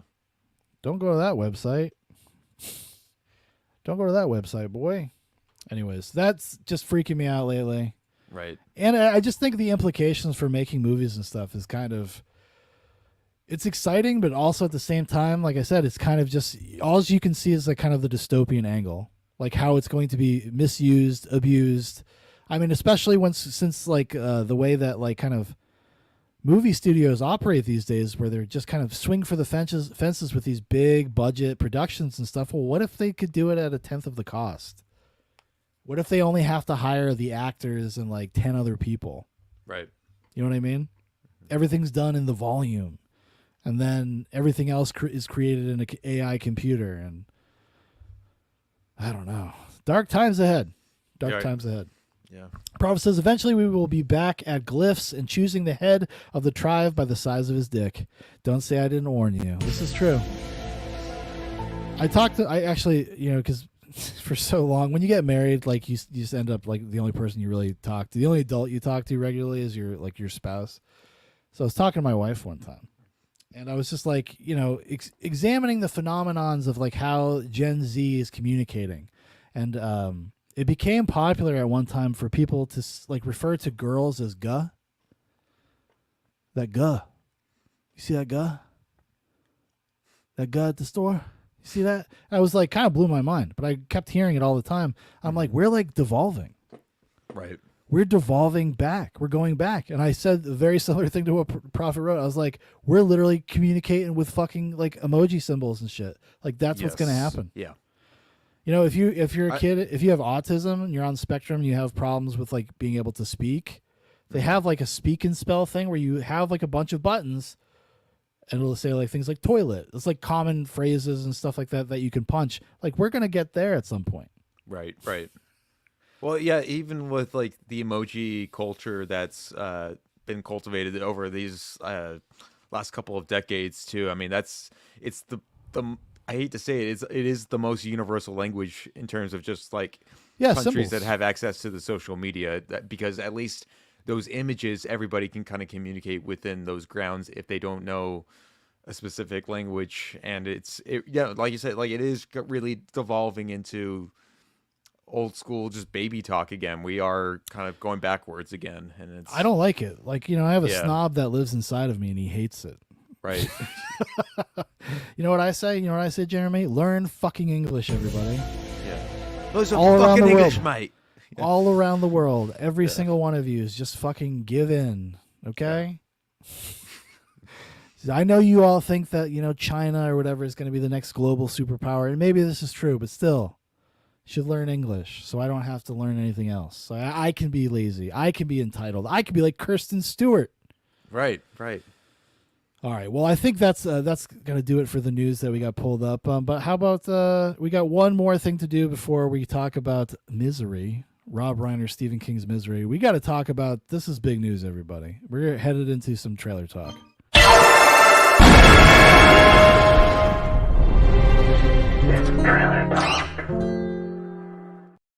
Oh, that's right, everybody. This is Trailer Talk. Now we're going to be talking about a trailer of an upcoming film.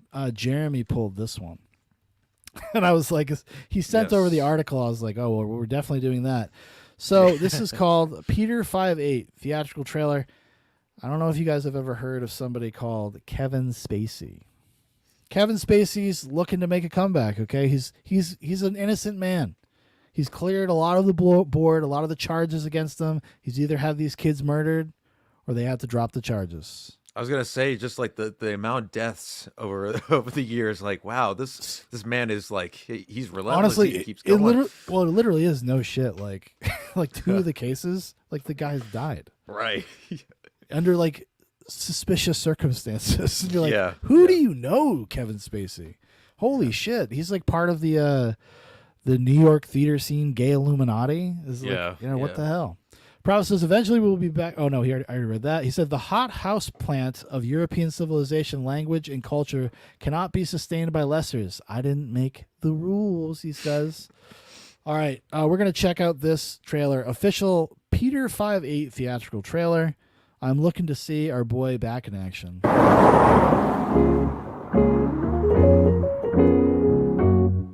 That's Kevin Spacey himself. He is invincible. Yeah, he is. He's invincible. Yeah. That's his new name, actually. He changed it. Yeah. Now he's like the artist formerly known as Kevin Spacey. He just goes by invincible now. Nobody can kill me. Take that. That Rapp guy, was it Anthony Rapp? Isn't that the guy who outed him? Yeah. He better watch his back. I mean, not like normal when the guys are coming on it, but like because Kevin Spacey will kill you. And also maybe come on you. Yeah. I'm actually in the market for a house of my own in the region here. You want something? Just you. He's going butch. He's butched up for this role. Hold on. You know where Kevin Spacey is right now? You know where he lives right now? He probably lives around the same area Mel Gibson lives right now. Oh, like this is the kind of movie Mel Gibson would be making nowadays, which is always just bums me out so much. But he is there. He's in Mel Gibson career territory where they're like, well, yeah, I really want to be in movies, so I Right. really like to act, and this is all I can get. Trembling says Kevin Spacey came to Puff Daddy's yacht party dressed as an enema fountain. Did he bring chips and a 3-liter cola? Because that's what P Diddy that's what he charges. You got to have a bag of Funyuns. You got to have a 3-liter Sam's Choice of orange soda or grape soda, of course. Prop says, man, Spacey is looking wicked Mac in this flick. He is. He's hard as fuck. Trummick says, why is he just stuck in his House of Cards character? That's just where he got stuck. That's the last role he played. He couldn't shake it.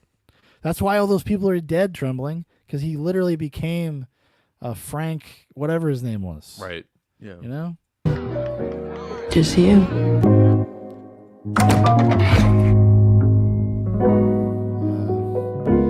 He's like, gay? Yeah, okay, pal.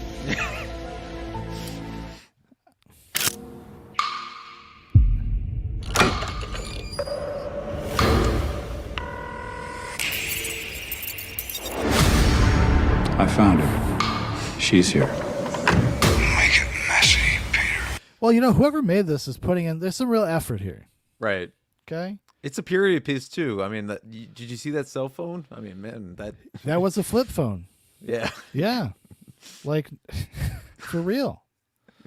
Encrypted data? Oh my god, that never happens. Yeah. But somebody who made this, I don't like to be overly like dismissive of these kinds of movies sometimes, because every once in a while you'll find a good one. A good one will pop in there. Some of like I was saying about the about Mel Gibson. Occasionally one of those is okay.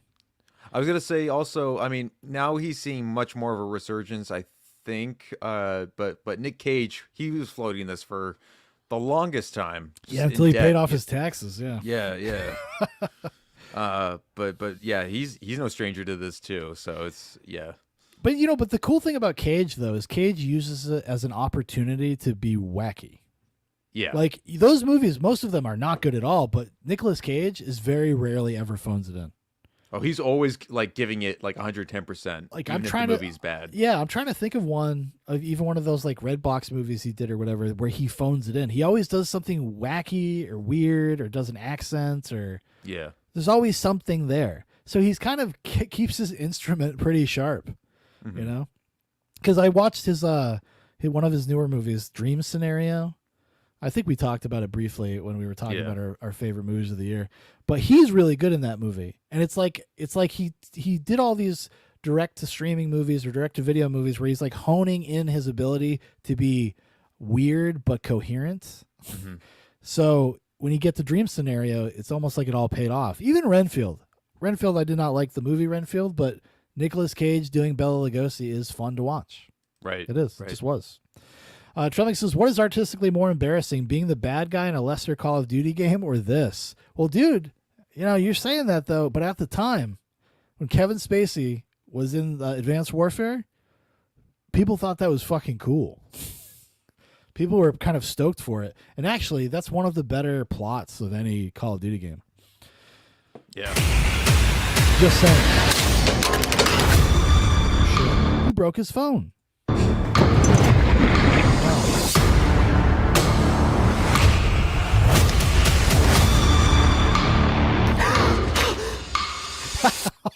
Hold on.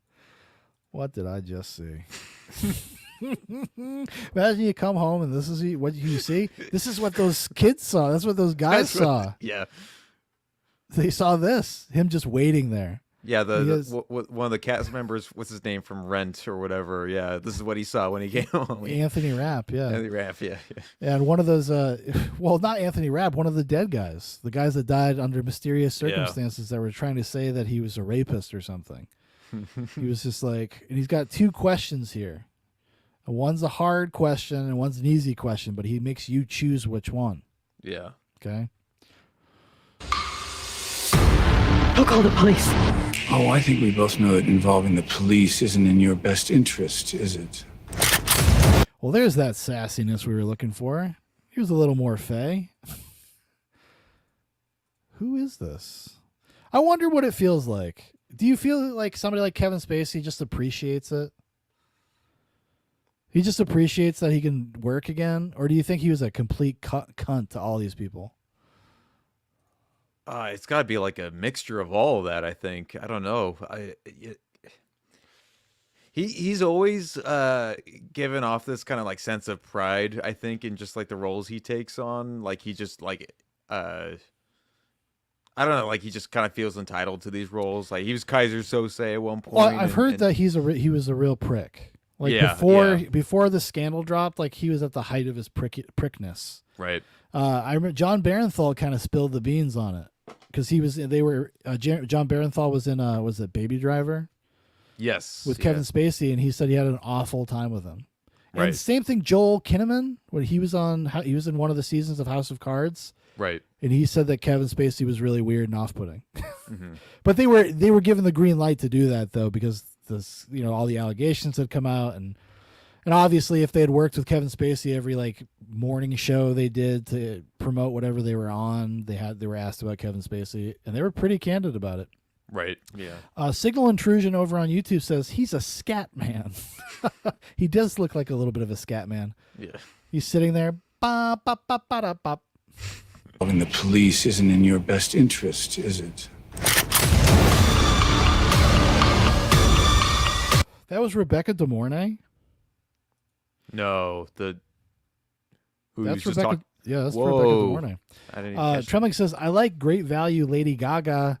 Me too. Actually, Trembling, you son of a bitch. I got sidetracked, but when I saw that person, I was like, oh, good thing Lady Gaga got too famous for this. Otherwise, this girl would have been out of a job. Jake Weber, that's a real actor too. I guess, yeah. Jake Weber.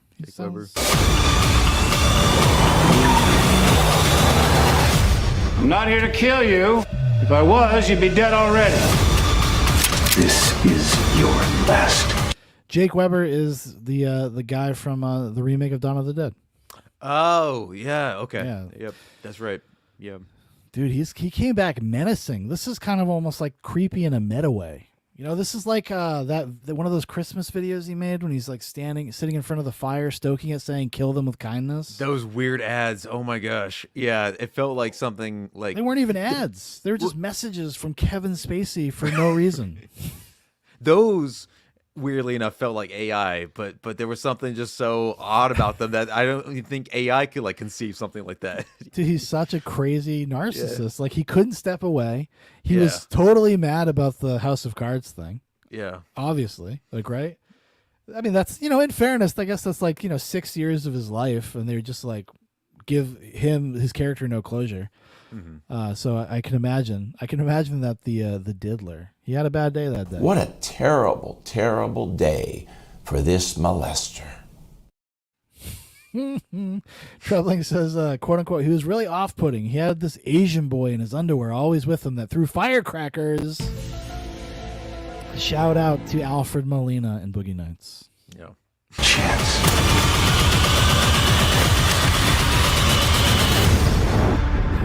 Oof. Well, maybe they could have used some Two AI. things. The coloring of the blood, not good. That CGI explosion, needs work. Not needs good, work. yeah. Yeah. Oh, I was thinking of because I was trying to think of other movies that were kind of made in this way that were actually okay. Speaking of Mel Gibson, Fat Man. Fat Man is Yes. super low budget. It's definitely made kind of in the similar vein of something like this, and it's actually pretty all right. Oh yeah. It's like not a home run. It's like but it's solid like 7 out of 10, maybe 6.5 out of 10. It understands its budget, and it actually like does something more with it than you'd expect. And then even with a story like that even allows. And also per se. getting the cast, they got Walton Goggins, Mel Yeah. Gibson, and she has a French name, plays Mel Gibson's wife, Mrs. Claus, in that. Like Yeah. they're actually just like really good actors. Yes, they're all And really they- good. and they elevate that material in a way that only somebody of that kind of caliber could do. Right. Can I help you? Oh, ma'am, I'm afraid there's no hope for that. I'm a fallen soul.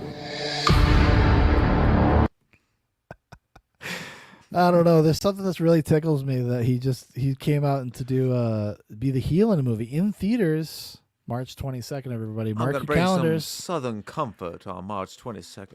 March 22nd. I'm coming for you. You figure out which way. Yeah. Yeah. Are you excited? Are you gonna go see it? Oh hell yeah! Of course. That's why I brought the trailer to your attention. You know. Oh, of course, yeah. This has got to be seen to be believed. Hey, listen, guys. This is kind of a big fucking deal. Is it Peter 5'8"? Let's see here. Michael Zako Hall is the director. Yep. He has directed Hotel Dunsmuir, The Good Dinosaur. Oh, he did the visual effects on Pacific Rim. He worked for Industrial Light and Magic.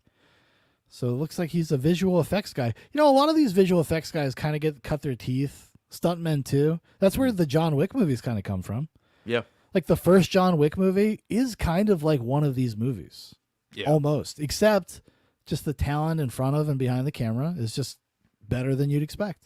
Right. Right. I mean, because John Wick, in my opinion, the first John Wick is like a perfectly executed direct-to-video movie.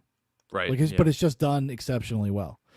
Or even take like, and I'm not a big fan of these movies, but the Terrifier movies, like that comes from a special effects director background too. Yeah. What's this? Or Tom Savini, you know, like they all kind of fall into this. What's the guy's name that directed the Terrifier movies? Offhand, I can't remember. It's behind me. Who cares? Who cares? Yeah.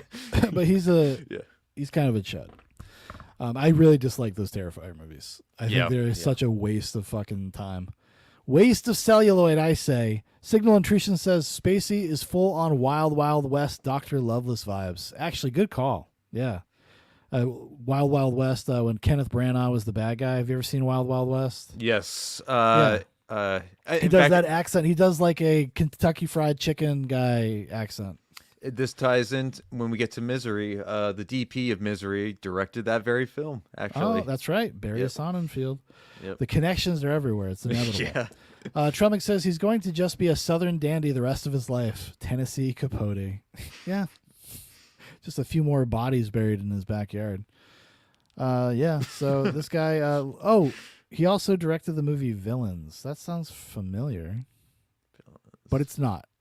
Because I just looked at it. It's not familiar to me at all. Okay. So just forget it. Just forget it, everybody. Well, that's trailer talk. I mean, I'm sure we're all super excited for it. I know I am. We're going to get down to business. All right. Before we do the main review, Jeremy, do you need to go to the restroom or anything like that? Do you want to take a quick 2 to 3 minute break if that's cool with you? That works for me. So, everybody, we will be back in about 2 to 3 minutes. And we'll get into the main review. I'm excited. I'm excited to talk about this. This is going to be a fun one. Awesome. All right. We'll be right back.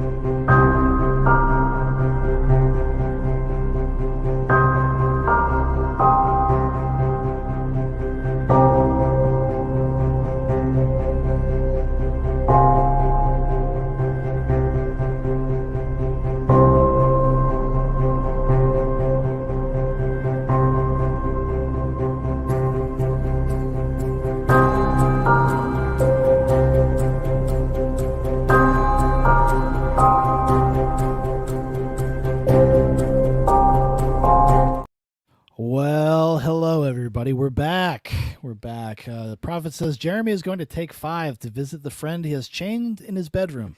Bring him some tea, maybe a nice book, maybe smash his goddamn kneecaps in with a sledgehammer.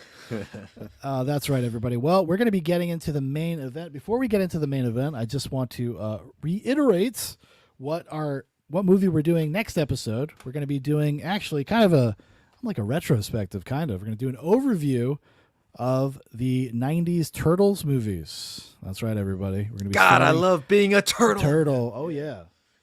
Prophet is going to be joining us for that sojourn. Of course, we have to have our resident turtle expert, a.k.a. the NECA King. I mean, he's going to know. He's going to know a lot. He's going to be coming with what they call the good info. Okay. God damn. Okay. Well, that's good info, man. All right. So we're going to get started in earnest on our misery talk now. Actually, I'm sorry, what? Yeah. And by the way, before we get into any talk, let's play that little opener. Don't worry. Dude, I was ready. You're ready? Trust me, All right, I was not gonna. awesome. I wasn't gonna forget. Don't worry. Nice. I'm semi-professional. Tremley says Jeremy ain't the boss. Our girl Kathy is though. That's true. That's true. Misery, misery, misery. That's what you've chosen. I offered you friendship, and you spat in my face. Well, welcome back, everybody. We're going to be talking about 1990s Misery, written by William Goldman, adapting Stephen King's novel of the same name, directed by Rob Reiner. The logline plot synopsis is: after a famous author is rescued from a car crash by a fan of his novels, he comes to realize that the care he is receiving is only the beginning of a nightmare of captivity and abuse. And for the folks at home, here's a little TV spot from back in the day. Somewhere in the middle of nowhere, America's #1 author just met his #1 fan. I think Paul Sheldon might be in some kind of trouble. You must be a good man. You could never have created such a wondrous, loving creature as Misery Chastain. Very kind. She loves everything he's ever written. Oh, Paul, what a poet you are. Until now.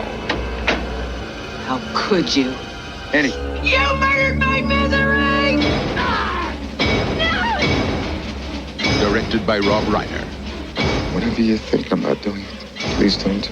From the novel by Stephen King. Trust me, it's for the best. God, I love you. Misery. Rated R. Starts Friday, November 30th at select theaters. What a great trailer. You know what I like that they used? They used isn't that the military theme from Aliens? I think so. Yeah, at the end of the trailer when they're like, that's cool. in, yeah. I love that. I love noticing stuff like that. You know, and that's a fun trailer. They used to make fun trailers. I will say though, it gave away a lot more than you think it would. I mean, that's and that was the trend for maybe it's kind of died down, I think, mid 2000s, but for the longest time, because I was the one that brought up this movie. I did Dolores Claiborne very recently on my show, and one of the trailers for that film, they used the soundtrack from Ordinary People, which fits the theme and tone of the movie, but it's just like there was like a period where they would just kind of borrow from other movies. They did the same actually for when you and I covered Robin Hood, Prince of Thieves. They used the Willow soundtrack. Yep. Yeah. And then when we were talking about Rambo, yes, we found a very similar thing. What was the Predator, right? Yeah. Yep. Same Alan Silvestri. Treming says Dan will tell us how swoopy Judith Hoag's signature is. Where else are you going to get the info? The Mayo Pizza Turtle bitch? I think not. Okay. So you've been doing. You said you've been revisiting some Stephen King adaptations. Are you also reading the books along with that, or are you just kind of watching the movies? Both, I guess. Sean, you might be able to relate to this. I don't know. Like sometimes you stand by your bookshelf or two. Yeah, get depressed. And you see your copy of Misery or something like that, and then like, oh, I'm gonna open a page and just like go back and revisit like some old fond memories of when I read this, and then you know, an hour later goes by and you're already like 40 pages into like the book and you're like, oh, I just got distracted reading it again, you know. All the time, especially, you know, and Stephen King he's a great kind of comfy, folksy writer too. Right. Like right. he is some of the easiest reading that's not, but is also has like some element of sophistication in the prose as well. Yes. Yeah. But he's really easy. I actually love Stephen King audiobooks. You're right. For some reason, I love hearing Stephen King stories read out loud. I don't know why. Maybe it's a trigger from when I was a child or something. I think we had a copy of his anthology book, The Graveyard Shift. Mm-hmm. And I used to listen to it like all the time when I was a kid. So that's probably what it's from. But I just love the way his words sound out loud. And he's just really easy to get sucked into. That actually happened to me a couple years ago with Carrie. I ended up rereading Carrie in like 2 days just on a whim. So like you said, you just saw it on the shelf. Oh, well, for some reason I wanted to look at Carrie. And then I ended up reading it. Trellick says the RoboCop trailer used Terminator music. I'm sure that's true. Probably said the most egregious soundtrack trailer mashup was using Requiem for a Dream for the Two Towers. Now it's going to have to be R1 and Galadriel ass to ass. Trellick says using that light bottle she gave Frodo. Yeah. That's tough stuff right there. That is weird. Yeah. Oh, who did the score for that? Was it Philip Glass did the score for some like notable Requiem for composer? Dream. Yeah, one of the Requiem for Dream composer. No, Clint Mansell. Oh, that's right. Does he just have music that sounds like Philip Glass? Philip Glass, if people don't know, he's done a lot of really great scores. Actually, didn't he do the score for Signs? No, that was James Newton Howard. Oh, okay. Yeah. Well, it sounds a lot like Philip Glass. They all kind of sound like they're kind of borrowing from each other a little bit. You know, like have you ever seen Mishima? Yeah. The Paul Schrader movie. Well, Philip Glass does the main theme in that movie. Right. That you hear over and over and over again. And it's a great piece of music too. Like, so I can understand why Schrader just used it over. It's like, oh, whimsy. Yeah. Trellick says Howard Shore probably cried seeing that trailer. It's probably true. So anyways, so you picked this. You've been going back through this stuff. You said Dolores Claiborne. Is it out yet? Did you already put the episode out? No, it's coming. All right. So what I've got like honed in here is it's a trilogy of Flea Pit episodes right now. It's the one that you and I did on Death Dream, Dead of Night. Yep. I have one on the film Robber, which I break my post 2005 rule with that movie that I have guesting on with Laura's Wonder Bread. And then Austin Calloway, who came on to guest for Dolores Claiborne. Yeah. And I thought, like, well, all right, that's a perfect pick. Because that was one he recommended. And I was thinking, well, you know what? That's going to actually come in sync with the Stephen King kick I've been on recently. So yeah, I'm just going to, like, release these back to back. I'm going to figure out something here to just do a hodgepodge of Flea Pits. And then I'm going to take a hiatus, I think. Yeah, I don't know yet. I got you. So you just, sometimes you got to bank some. Right. And then and just do it at your leisure. So, what is your experience with this movie? Because I'll talk about mine after yours, because I feel like mine is going to be a little bit more involved, because I was alive when this movie was made. Yeah. And Jeremy was not. One more thing. Tremley says the first Hobbits trailer with the Misty Mountain Dwarf song was top tier trailer work. Too bad the movie didn't live up to it. Yeah, the Hobbit was very disappointing. I called Big Paul, and we were talking about it. And we're like, it was fun to be back in Middle Earth, but that movie sucked. Anyways, so how did you get into Misery? Like, what is your experience with the movie? Did you read the book before you saw the movie, etc.? All that kind of stuff. So I'm trying to, I don't have the fondest memory of like whether I saw the movie first or if I read the book first. But either way, I do remember I was reading the book in middle school. And this was at a point in time where I was really getting into the horror genre, and I was getting more and more exposed to various films that kind of like fit that mold. When I read it, I remember I got a lot of weird looks from not other like students, but like just my teachers. They're like, you know, This is not appropriate. Yeah. just not quite age appropriate for like how old, like 11-year-old, 12-year-old Jeremy to be like reading this. But I would have it like during like silent like book reading sessions or whatever during English class or something like that. And I got super into it because I think before I was really getting more into film, I wanted to be a writer first and foremost. A creative writer. I wanted to write fiction. And so there was already like this like weird pressure that I had already felt from school. I was not an A student. I was not the greatest. Where you can't use your creative sensibilities. You always feel like it's always kind of suppressed in school. And that definitely was something I resonated with in the book, like that I was able to catch on to early on. As I grew older, I was able to relate to other things in the book, obviously. But in the moment, like I thought, like this is such a scary scenario, and when you learn more about like Stephen King's background and how this relates to drug addictions, alcohol addictions, where he was at life, and that seems to be the case for like at least a good decade for his work too. The 70s and 80s stuff, and then after that, I think it's less personal until probably like 10 or 15 years ago he started writing slightly more personal stuff. Cool. Well, because you said that stuff about it being so personal to Stephen King is one of the reasons why he was very precious about letting anyone adapt it. Because he got so spooked by Stanley Kubrick and The Shining, he really hates The Shining. It actually turned him off because The Shining was like his other most personal favorite work. And but yeah, we'll get into that though. But yeah. But I watched the film.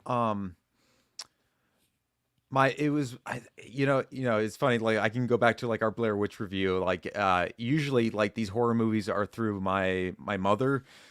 She gave me the pitch about the movie before we rented it from like Blockbuster one time, and I watched it when I was, I want to say I was like 13 or 14 at that point. We rented it from like Hollywood Video, and at that point I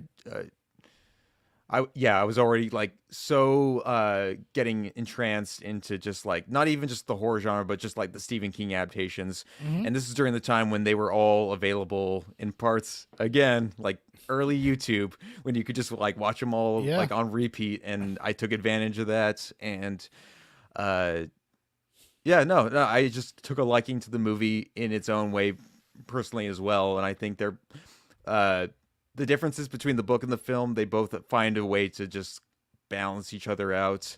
Yeah, it's a good adaptation. Yeah. What they add, what they take away makes actually a lot of sense for the movie. Yes. Where it doesn't make sense in the book.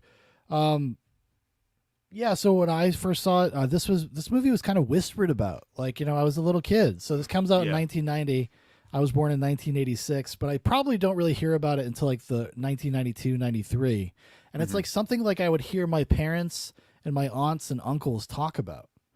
And they would always talk like, because first, my whole family is actually very movie orientated. Everybody likes watching movies, talking about movies. It's like the one thing we all have in common. So we get together. We don't really talk so much about our lives. We just kind of talk about what we've watched. And it was the same back then. And they were talking about the hobbling scene. Like I knew about that by reputation. It was kind of like legend. It was one of those things that I wanted so desperately to see because all the adults had built it up for like 2 years. I'd have to hear about it. I remember even one time I got in a room where it was playing.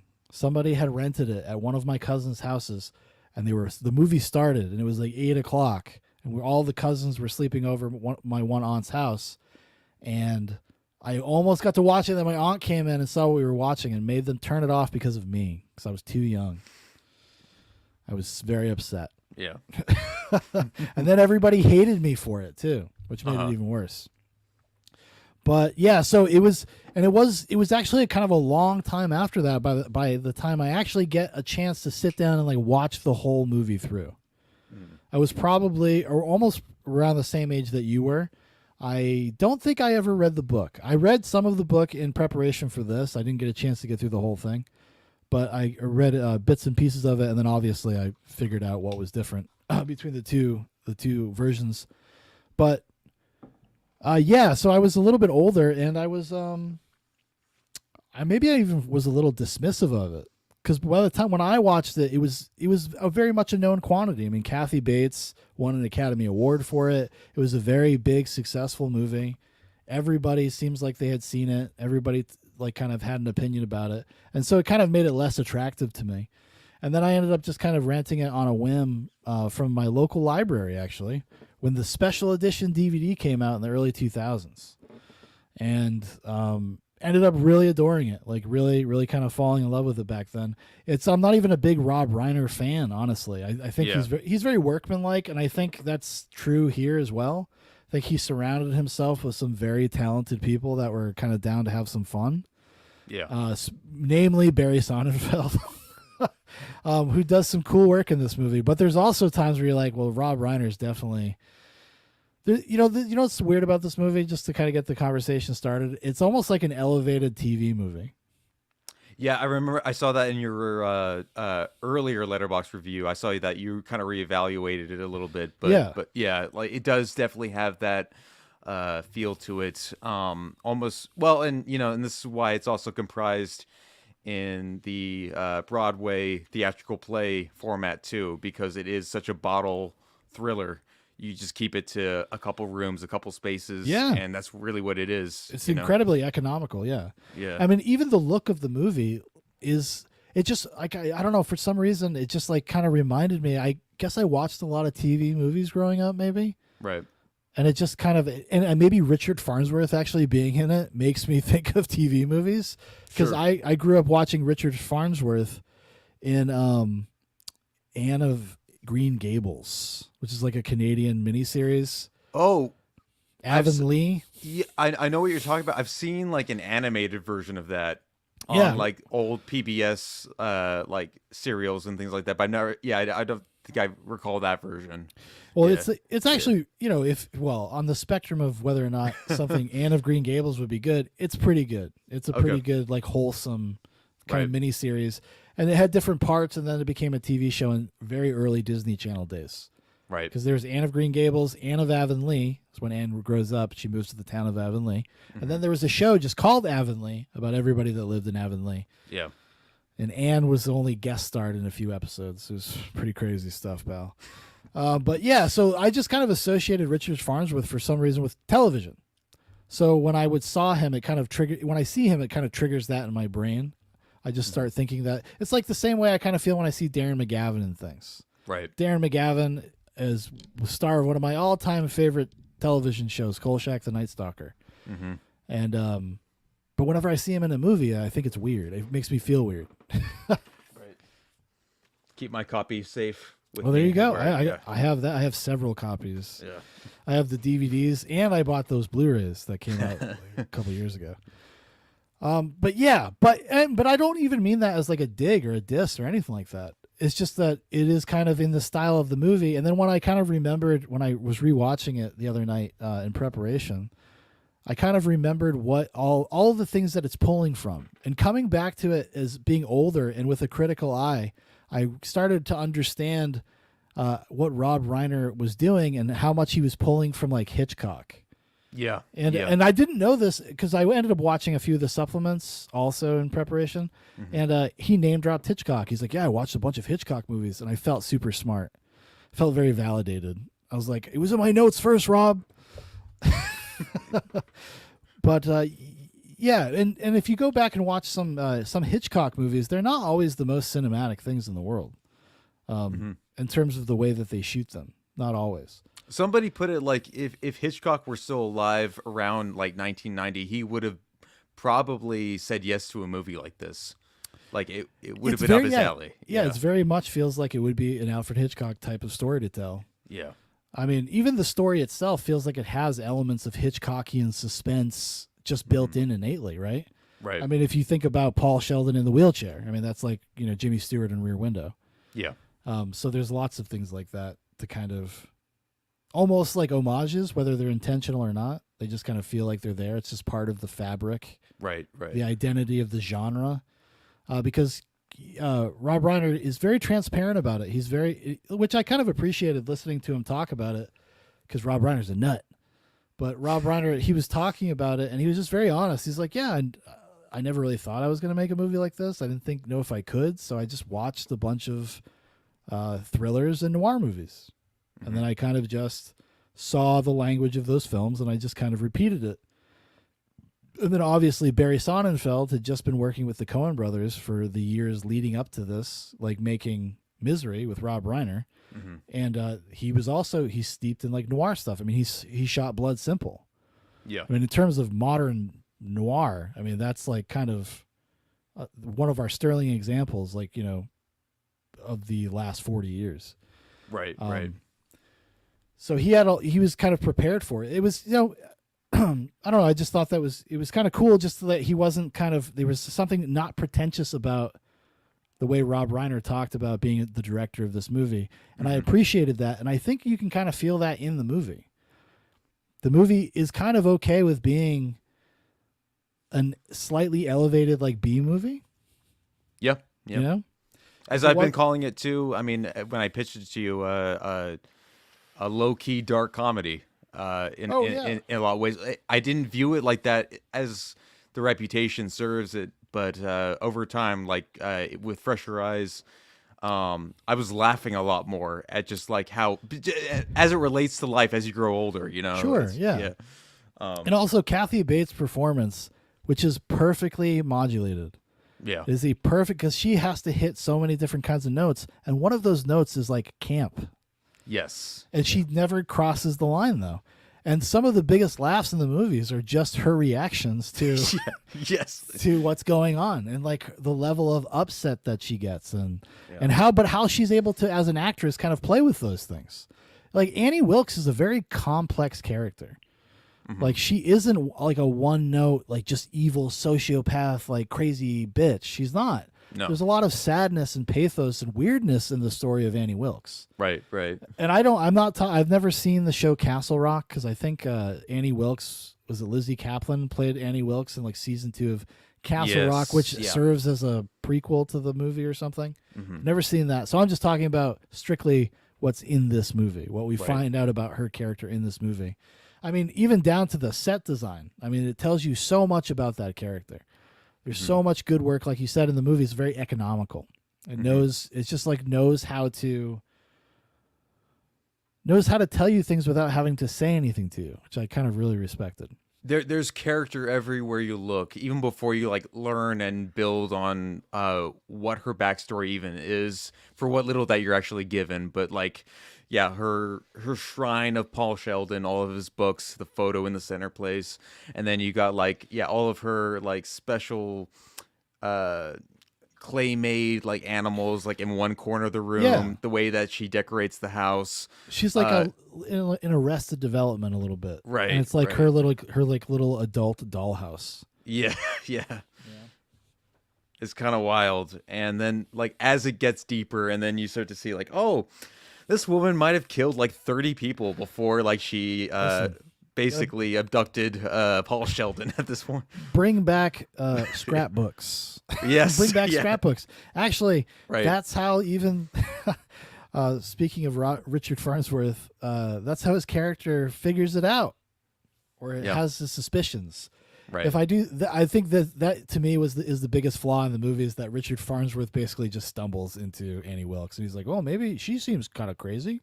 Yeah. And then he just starts asking people questions about her, and then he goes to a scrapbook to find out about her past, and then he drives up there, which is like right after the scene where Paul Sheldon also found a scrapbook.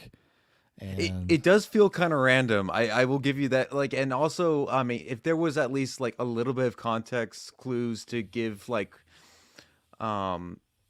why she's kind of been jumping from town to town after she's, had all of these other different like allegations against her, and is find a way to kind of like jump the hurdle and not be able to get in trouble. Like something like would set off like sooner than it actually did, but well, she did do prison time. She did, yeah. She does prison time So I'm assuming that she hasn't done anything since then. Right. At least that's what I would like to. Maybe that's what I'd be thinking, and maybe this Paul Sheldon's like the first time she's really had contact with anybody in a while. Yeah. Although that then that opens up a can of worms about like, well, how does Annie pay for anything? Like, what does Annie do for a job? Where does she get how does she afford a whole big cottage property and Yeah, I know. That's that's when you know you're getting older. You're like, damn, that's a nice house. I wonder how much that costs. Yeah. Yeah, but like, and then you could get into that kind of stuff and kind of nitpick it to death, but it's kind Sure. of besides the point. Like, you're not Yeah. supposed to be like really thinking that she's crazy. She's up there on the mountain. Like, Yeah. she's kind of in seclusion. She's hiding. I would imagine that she picked this place because she knew that Paul Sheldon wrote his books up in the cabin up there. Mhm. I imagine that was intentional on her choice because, as she describes, in one of the more creepy but great scenes in the movie is when she kind of talks about her divorce. Yeah. She's like looking up. I love it when just Paul Sheldon just wakes up in the middle of the night and Annie's there, like staring out the window or looking over him. Yeah. Yeah. And she touches upon that kind of stuff. So Right. that's what I mean. That's what I really like about the way that they constructed the character and the way to give the audience just enough information to answer some questions, but there's still so much mystery about her that she still feels like unpredictable. Right. Like you Yeah. can't. You're always afraid of what Annie's gonna do. You never know what's going to set her off. You never know like what kind of reaction she's going to have to a certain thing. I even right down just to the next book that Paul Sheldon is working on, that he's working to get published. Yeah, like she has she has this weird sense of entitlement where even though she's never like lived through or like experienced the slums, she's like, oh, I know exactly like how these people talk or whatever. Like, no, you never actually. Yeah, it's like it's you know what? Let's just watch it. You want to watch it? Yeah, let's pull up the clip. Let's pull up the clip because it's a great clip. It's a great moment. Yeah. And it also is the kind of the Rosetta Stone of the character. Exactly. Yeah. The terms of the kinds of things that set her off and her inability to take responsibility for her own impulsiveness and her own emotions. It's an interesting layer. Once you've watched the movie a bunch of times, you watch it, to talk about it. So you're a little bit more critical than you normally would be. Mm-hmm. One of the things I discovered about her character was that she refuses to take responsibility for anything. Yes. Yeah. She's a control freak, but the key to her character is that she blames everyone else for everything anything that makes her feel out of control. Mm-hmm. And this is something that makes her feel out of control. This shatters her world. Paul Sheldon is not only did he not write a misery book, he wrote this filth book. Right. And it just kind of breaks her paradigm, and now she's out of control. And this is Paul's fault. You made me feel this way. Right. Well, without further ado, hold on. Let me make sure I get the volume booster thing on there. There we go.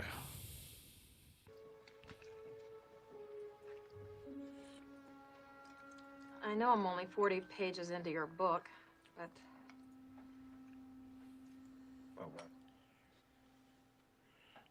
Nothing.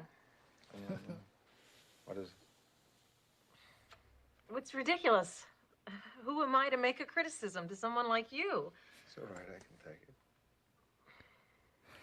She's bottling it all up. It's so Dude, good. It's so good because and that's great about like rewatching it, like because we know what's going to happen with the character, Yeah. but like that's where you see the real work of Kathy's performance. Right. Is actually in how all of these how she has planted all of these seeds for this moment.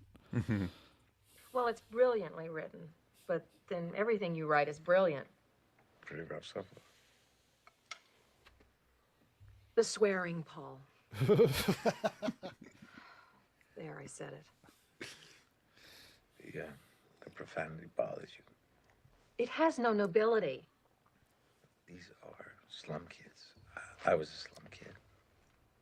Everybody talks. I gotta say, by the way, do not- I love that like Kathy Bates like brings like this very traditional like sort of like hospitality again sort of nuance for as much as she can like there I said it, just like little throwaway lines like that. Yeah. Well, she's the most innocent. That's why Yeah. she's always Yeah. a victim. Right. Because she perceives herself as like a nice person. Yes. Yeah. You know, that's her opinion of herself. And then all of these other people, they just fuck it up. They just ruin it for her. Right. Not? What do you think I say when I go to the feed store in town? Oh, now, Wally, give me a bag of that effing pig feed, 10 pounds that bitchly cow corn. And in the bank, do I tell Mrs. Bollinger, oh, here's one big bastard of a check. Give me some of your Christing money. There, look there. Oh, my God. See what you made me do? And then also, it's juxtaposed so well by James Caan's reactions Yes. to all of these outbursts. And you got to give a shout out to James Caan. He has a lot of thankless like stuff to do in this movie, because he's essentially the straight man, and all he can do is react. He can't do anything with his physicality or anything. He's just perpetually vulnerable. Yeah, and that's hard to sustain. But I love, we got to bring Christen back. It's almost like a new one. I've never heard somebody saying, "Give me that Christen whatever." Yeah. A big or describe something as a big bastard of something. A cockadoodie car. Yeah. Have we all gone crazy? I'm sorry. I'm so sorry. Oh, sometimes I get so worked up. Can you ever forgive me?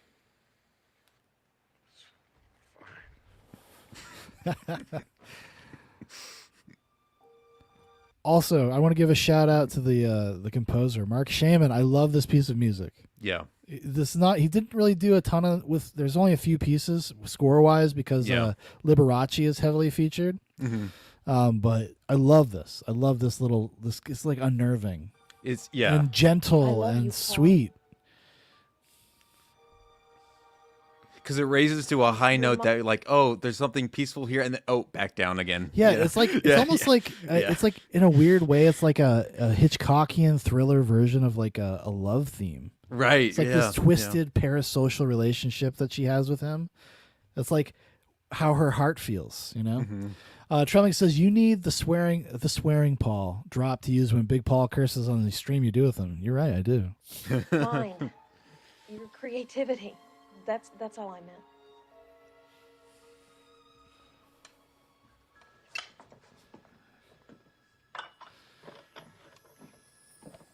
Anyways, a wonderful scene. Yeah. A wonderful opening to her craziness, basically.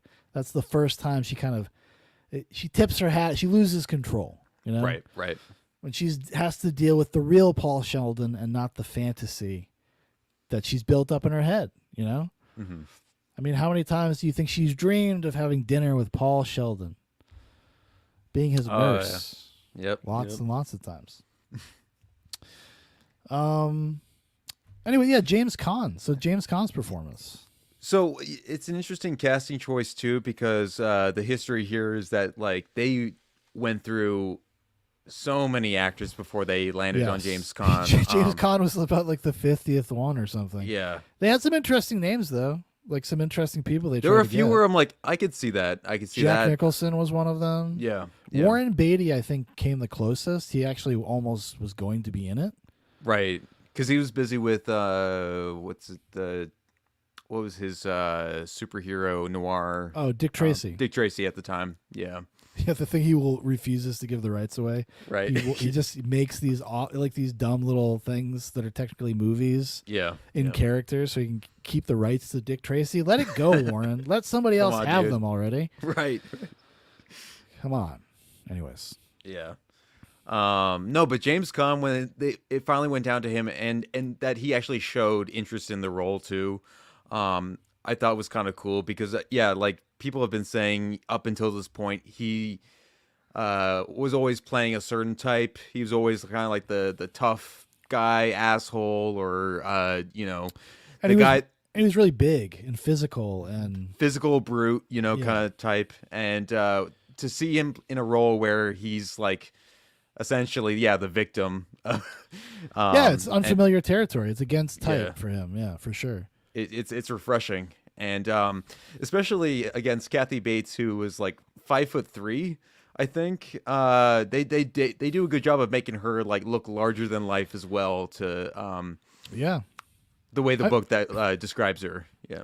Oh yeah. Okay. So, how do you feel about it? As just to kind of broaden things out for a second, how do you feel about like the interpretation of the characters versus the novel? Like, you know, James Caan's interpretation of Paul Sheldon and Kathy Bates of Annie Wilkes. When I compare the two, it's a little bit of a struggle because on the one hand, I kind of just appreciate them on the merits of both of the mediums. Sure. Yeah. The film works on its own as a 100-minute film. The book works really well on its own as a 300-plus page book. If you were to, like, here's the thing, if you were to make this today, that this would have to be done in a miniseries format because there's just so much information, especially getting into the psychosis of Paul Sheldon to really spoon feed to an audience. So it's tough. I just kind of, it's like The Shining. I just appreciate them on different merits. For different reasons. Yeah. For different reasons at the end of the day. I mean, this is probably one of the better examples of like a feature film adaptation done pretty well, pretty faithful.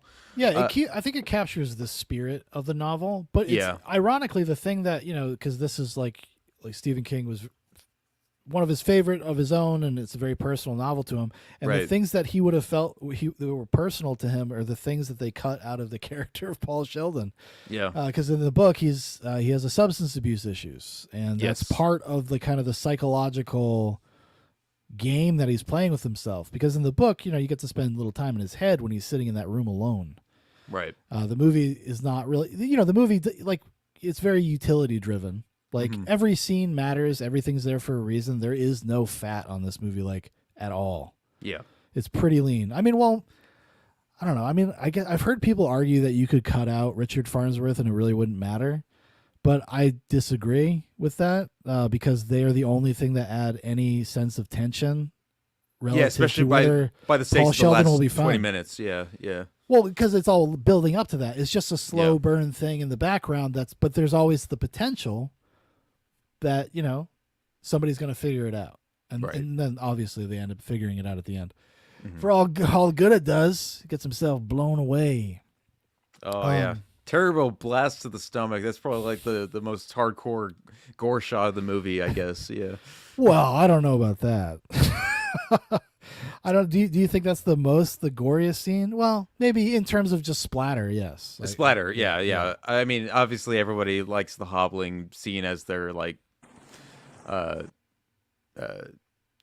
mainstream, like, oh yeah, we're going to extra lengths here. Although it was funny to like read up on how much they were really actually fighting for switching the sledgehammer for the axe and just like cutting his feet off, but it was just too over the top for Rob Reiner and I guess a couple other like studio heads at the time. Yeah, William Goldman.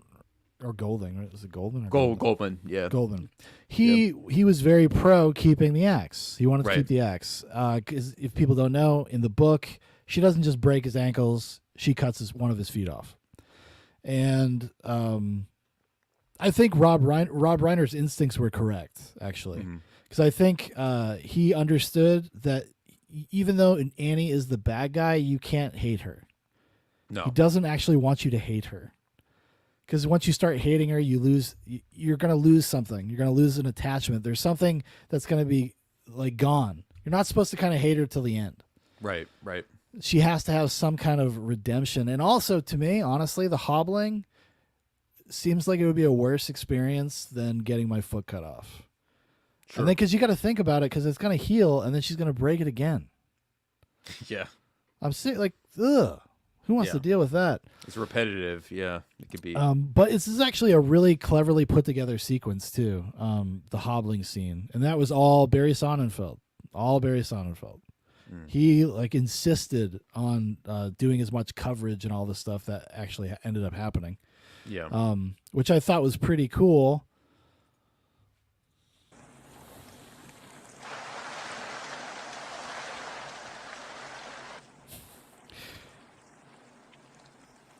Like one little jump scare, lightning strikes. Yeah. busted. Yeah. What a great moment. Right. What a great moment. So this comes after he's been out of the room 2 times. He's found out a little bit of Annie. He's stole a knife to protect himself.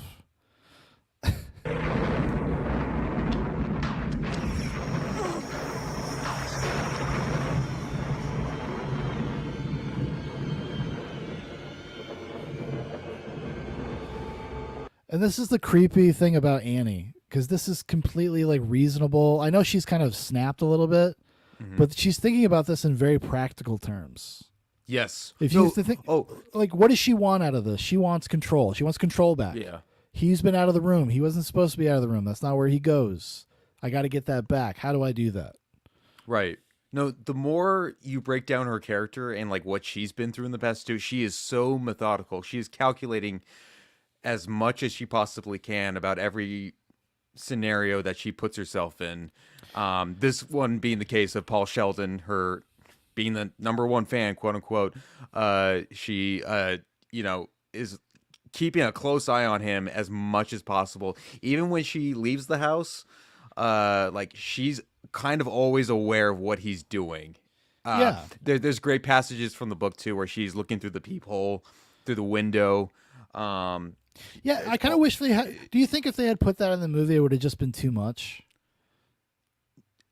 Not if it was from her perspective, but if you could pick up on that was happening. Yeah, I mean, because the movie is firmly from Paul Sheldon's perspective for the most part when they're in the house, anyways. Yeah, well, then that's my conflict with it, is that like the book is so good at being completely from Paul's perspective.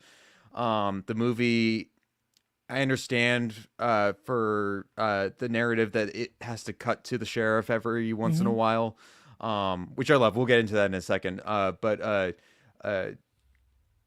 yeah, it's I put it here in my notes. They needed to cut that 15 seconds of Annie Wilkes when she's like in bed watching TV, eating chips or Cheetos and drinking cola or whatever. You don't need that. It's too revealing about like what her life is like outside of that room. To Paul's perspective. Okay, that's fair. I think that's well, but they do. I mean, I will say this: they do signal to you that Paul is kind of aware of what she's doing because he's listening to the sounds through the floor. Right, her footsteps and everything. Yeah. So I mean, they are suggesting that he would know that she's up there watching TV. Yeah. But I think overall as a story, I prefer it just strictly from his perspective. Okay.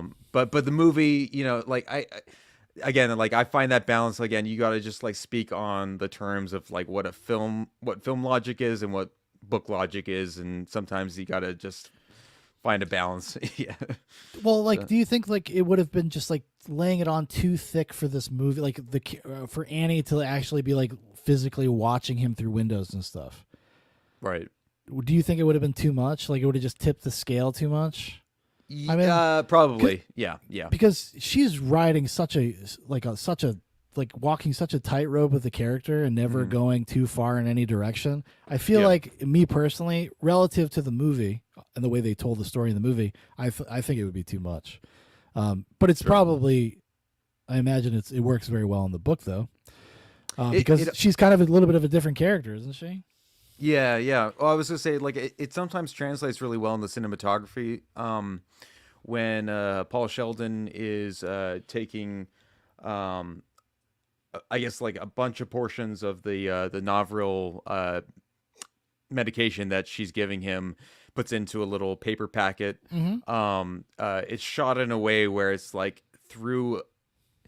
If you use like a keyhole silhouette, like Annie is like seeing him do it like in real time, while like through like the bed sheets and everything, and like at her angle, and the movie's actually like really good. This is what I love about the cinematography, is that it finds ways to scale like what Paul's perspective is compared to Annie's, and then even sometimes the sheriff as well. But everybody's like at a different balance. Yeah, that's true. They have their kind of their different, because they all serve different functions, and they're kind of telling you that through the camera work. Right. Yeah. Let's see. Anyway, yeah, the classic scene. Sorry, I have a... No, well, what are you talking about? This is what we're here to do. Yeah. And these exteriors are so great too, by the way. They are. Yeah.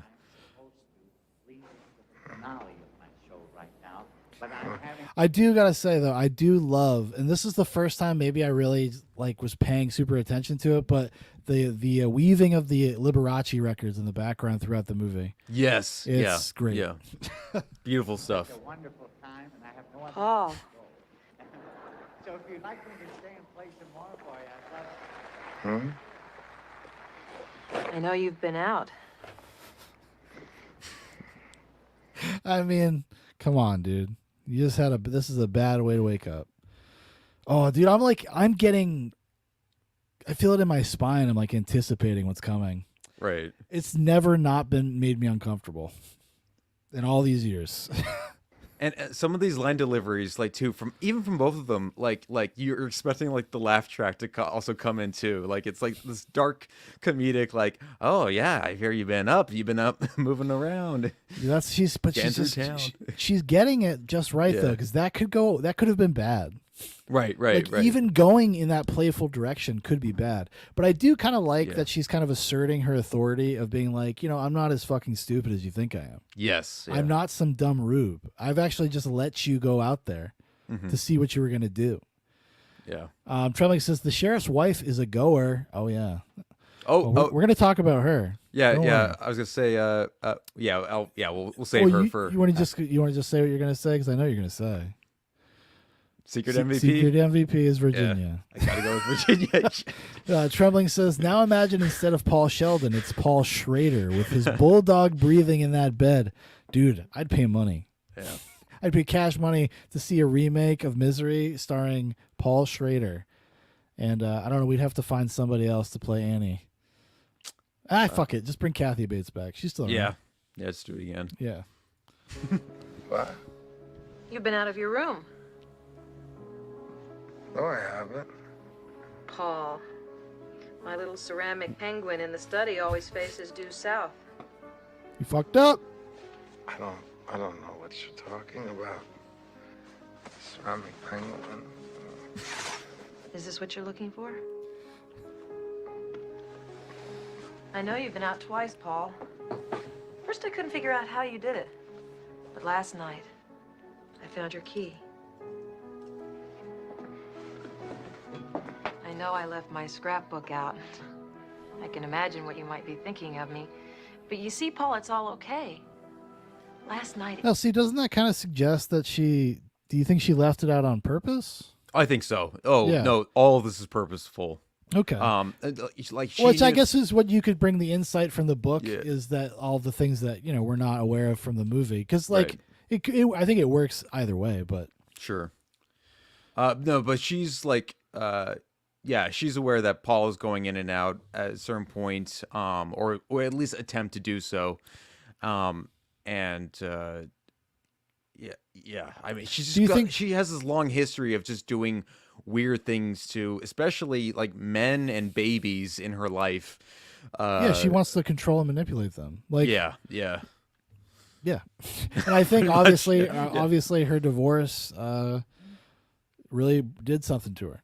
Yeah, I think it seems like that's what they're suggesting, anyways. Right. Because they don't, she doesn't talk much about her past, and that is one thing that she brings up.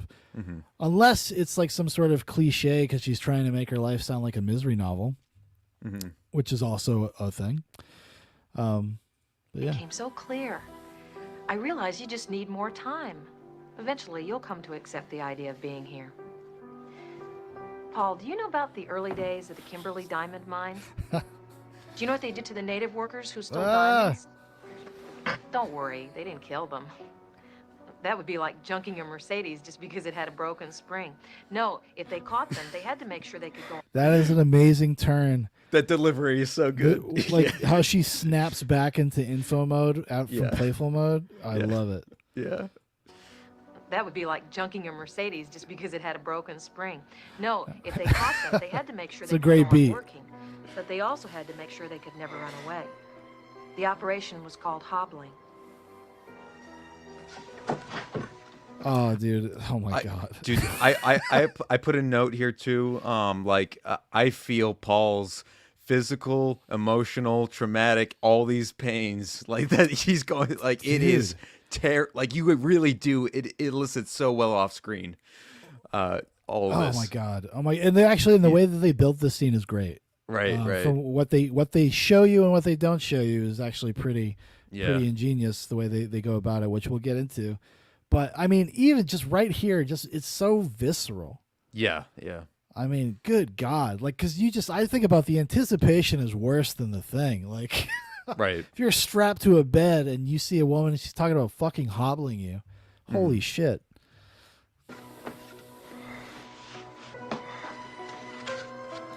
You know, some guys pay good money to have some women do this to them. Yeah, that's the other thing. You know what I mean? You surf around on OnlyFans, you'll find something. Yeah. Not Paul Sheldon. He's not a freak. Annie, whatever you're thinking about doing, please don't do it. Oh my God, the impotence of that. Yeah. Like, oh. Whatever you're thinking about doing, please don't do it.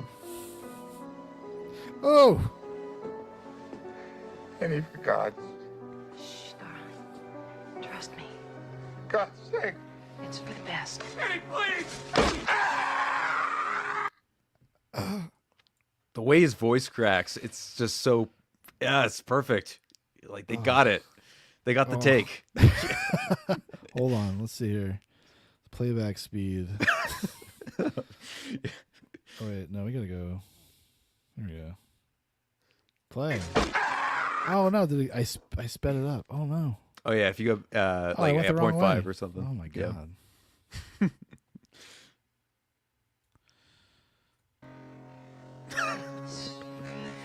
Let's just see it. Now this is the cool prosthetic leg though. Yeah. Oh. Ooh, that thing goes full on sideways, dude. Anyways. Not as cool as the prosthetic legs that they used at the beginning when they show him after the crash from like, oh, that looks like a total like wooden dummy leg or something that you just put on him or something. Well, this was it wasn't, I think this was the second K&B show that they did. Greg Nicotero, Howard Berger, the other guy. Yes. This was, I think, their first one after Evil Dead 2. Okay, I think it's the first one they made as K&B Studios. Yeah. Like they worked for Stan Winston, and they all kind of came up around the same time working on various projects. I think they even, didn't Greg Nicotero work on The Thing? He might have. No, he was like in the shop. Like he wasn't. The head he was guy. around. He was. Yeah. And this ended up. They kind of made their reputation because of the limb prosthetics in this movie. Yeah. Almost done. Just one more. That See, crack. That sound of yeah. such good sound design. Yeah. And they didn't show it though. Yeah. They didn't show it the second time, which I like. They just shoot back to Khan's face, right? Because it kind of tells you everything, and then they add that extra layer, that extra crunch, like you noticed, like ugh. Right.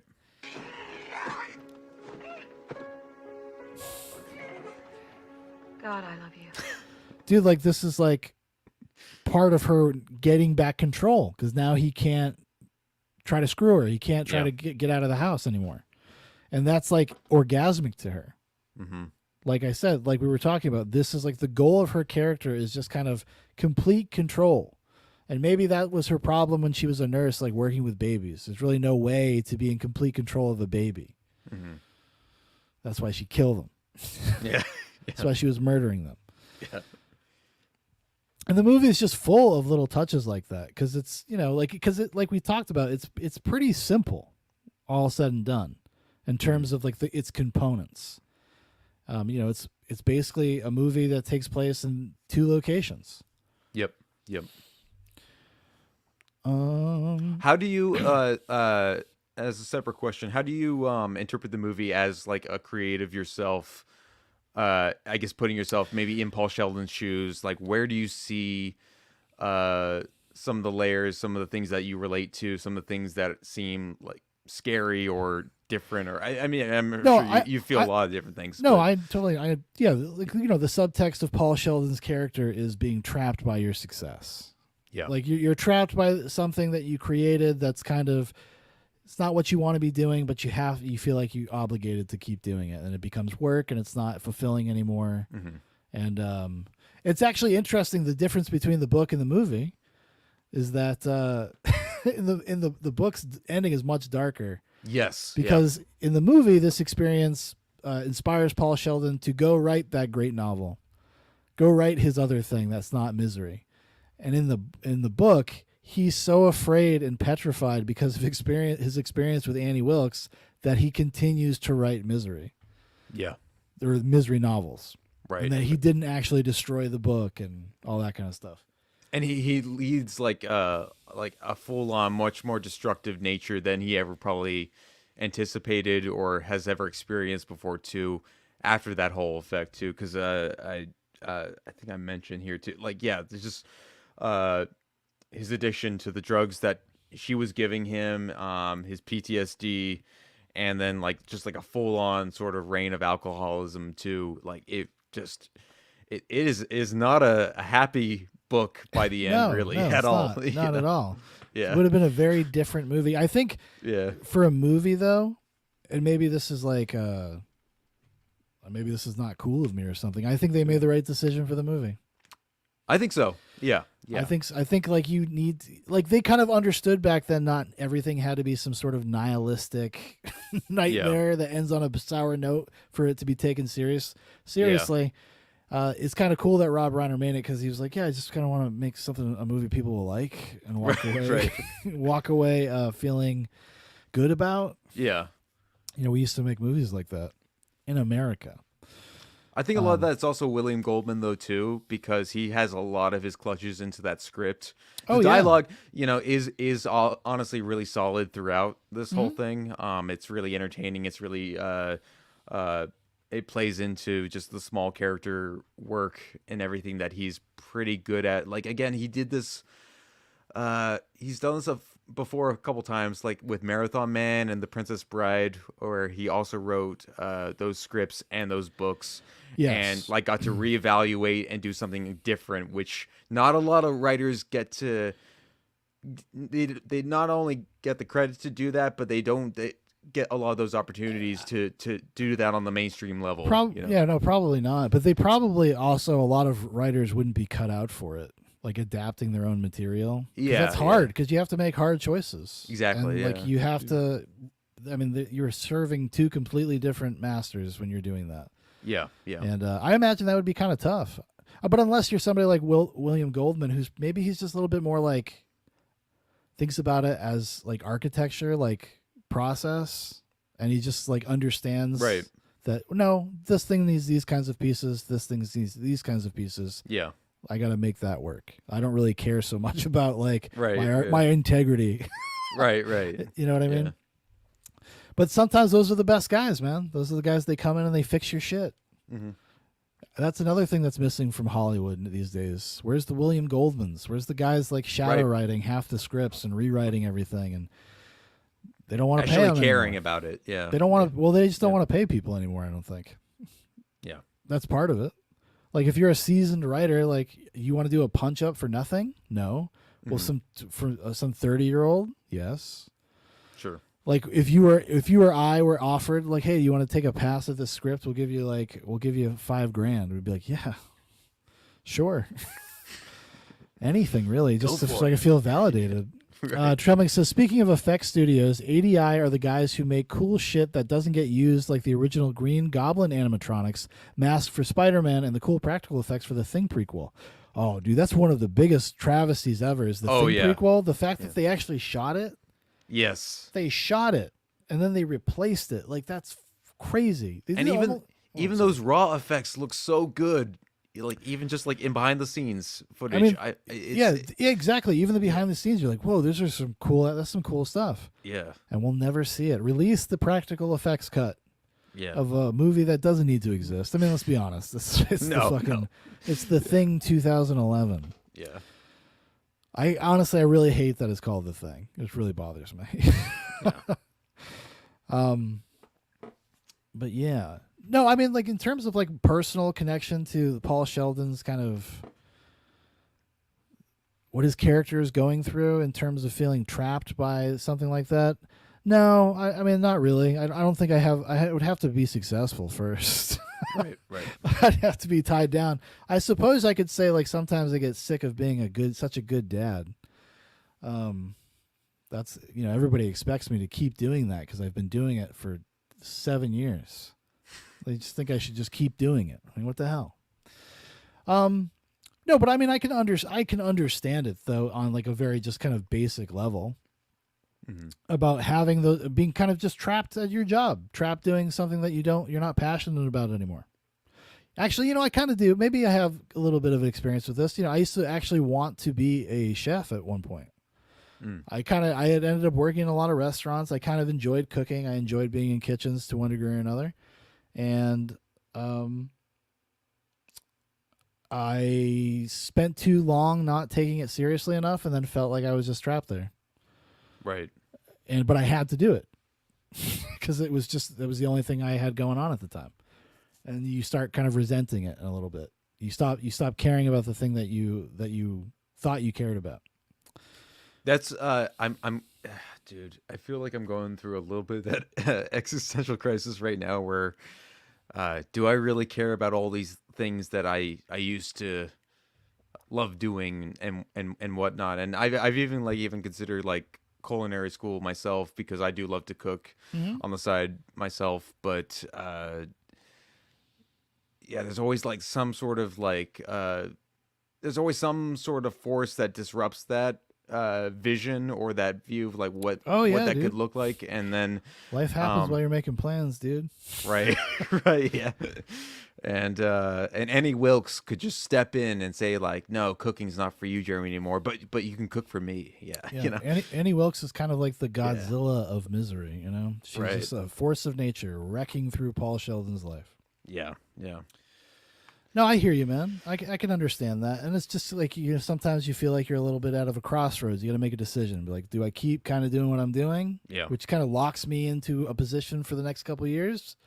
Or do I take like a leap of faith? And then, the older you get, the harder that becomes because you're just more aware of what's going on in the world and there's other considerations. And like, is this really a great time to like quit my job and go follow my dreams? I don't know. I don't know if the country's going to make it through the next year. Yeah. So, yeah, I feel you, buddy. Like I do. Tough feelings all around, but Well, it's just like, at least in the movie version, Paul Sheldon gets to have like his catharsis. He gets to make the experience with Annie meaningful. Yes. Yeah. And actually, and that's even something that, Paul Sheldon kind of talks about a little bit. He's like, I still think about her. Right. Like Annie did something. She actually did something positive for me. Like, yes, really shook me out of myself, kind of, right? I love that kind of outcome by the last couple minutes of the movie, the ending, where he just kind of just outright admits that's what it did to him. And also, I just gotta say, the first time I watched this film, like, what a satisfying conclusionary like sort of fight scene that they have. Oh, you're at that point you're like, oh yeah, just like kill her. Just like, dude, like your survival instincts kick in. You're like, Paul, just like get out of there. He's just barely able to make it. And that's the cool thing about it. The movie, the book, it's a little bit different how they handle it, but yeah. Oh yeah, dude. Oh, sorry. I thought you were gonna keep talking. Oh, sorry. No. Paul, you can't. Yeah. No. I learned it from you. And I love that this movie is kind of, it just hits all the right notes. Like that's like kind of a corny line, right? Because it's a one-liner. It almost feels like it should be inappropriate. Yeah. But like the movie is so kind of cozy. In a weird way. It's a Christmas movie in a way. Yeah. But you kind of like want it to be like that. You want it to be a little like, because it's very satisfying.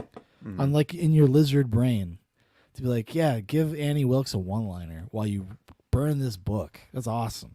I learned it from you, bitch. Yeah.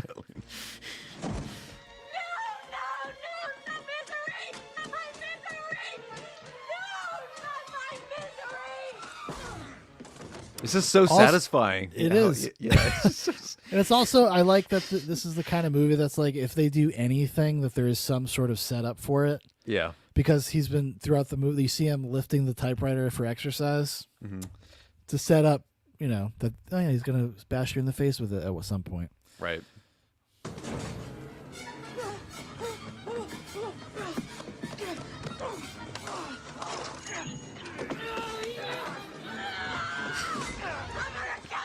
Also, just like the amount of, I mean, what Paul goes through here in this whole sequence too, like heads bashing against the window, shot to the shoulder, like, come on, the guy like is still fighting. Yeah, dude. Listen, it's do or die. It's live or die time. Okay. Right.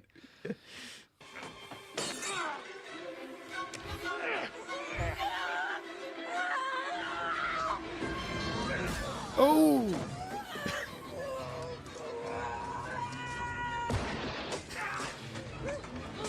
You know what's crazy? When you watch this in isolation, yeah, it feels like it should not work in the movie Misery. Like, it almost feels like this is too much. Yeah. You know what I mean? Right. Yeah. In the movie, though, I didn't feel like that while I was watching the movie, and that's not really a real criticism. That's just more of just maybe it's just in the moment right now. I'm just like, because it's so crazy. Yes, it's so wild. But and that's what I love about the editing and the cinematography, especially too, is that it appreciates that, or at least it understands that is what it is. Like, it's all in the moment. You got to make it frantic. You got to make it quick. It's just kind of they're not thinking.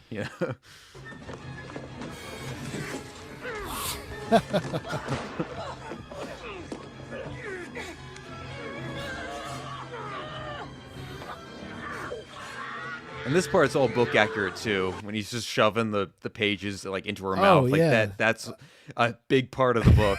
Yeah. Oh, is it really? Yeah, yeah. He's just like, eat it. That's what you wanted, right? Yeah. Trelling says, "quote unquote," who's that Dago who painted that ceiling? Oh, that's right. Yeah, it's only two things in this world that are divine: Paul Sheldon's writing, and the Sistine Chapel.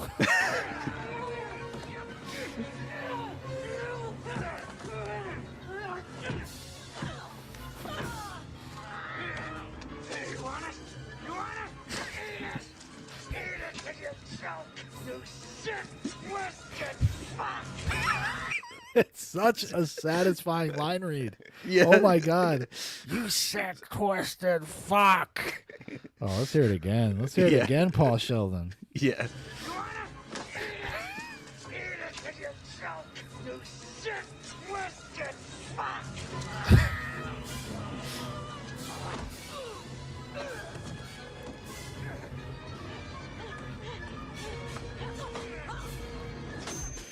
Oh. And that's my other weird little practical effect. I always thought it looked weird. It was like they shot with like it does look weird. They have like a Annie Wilkes dummy, I guess, like land on the typewriter. It's something though that they use this as an example of like as this being like, this is how they got other jobs. Yeah. Was the legs and the sculpt here. Mm-hmm. I mean, you got to think it's 1990. Yeah, yeah. That's okay. Do you think it sells? What would you have rather had? You would rather had CGI, wouldn't you? You would rather they have used AI technology. AI is the way, Sean. Let's go back and fix these old stupid movies and their old stupid effects. You know what? George Lucas had it right. I'm glad he fixed Star Wars. Right. Used to make me sick. Used to make me sick watching those cheesy graphics. Unfortunately, this one for some reason cut off the final part of the fight, which really is really annoying. When they're fighting in the hallway. Yeah. Like so that's like one of those like moments where like, oh, we got to tack on like the final like, oh yeah, she's still alive kind of sequences. Like, all right. Listen, you got to do it. You got to do You it. gotta do it, Like yeah. we had said before, there is like an element of kind of genericness to it. It's like it is a movie that is traditionally satisfying in that way, so it kind of has to hit that beat. Yeah. It has to, you know, because even if you don't expect it, you want it. Yes. You want yeah. that last lingering little shot. Like, just make her the monster at the end, I guess. Right. She's Jason all of a sudden. Yeah. Poor Annie. So we haven't talked too much about Richard Farnsworth and his lady, Frances Sternhagen. Mm-hmm. What is she else was she in? I remember her. Oh, she was in Raising Cain. She's in Outland. That's right. Right. She's in The Mist. That's, I think, where I Oh. recognize the older version of her.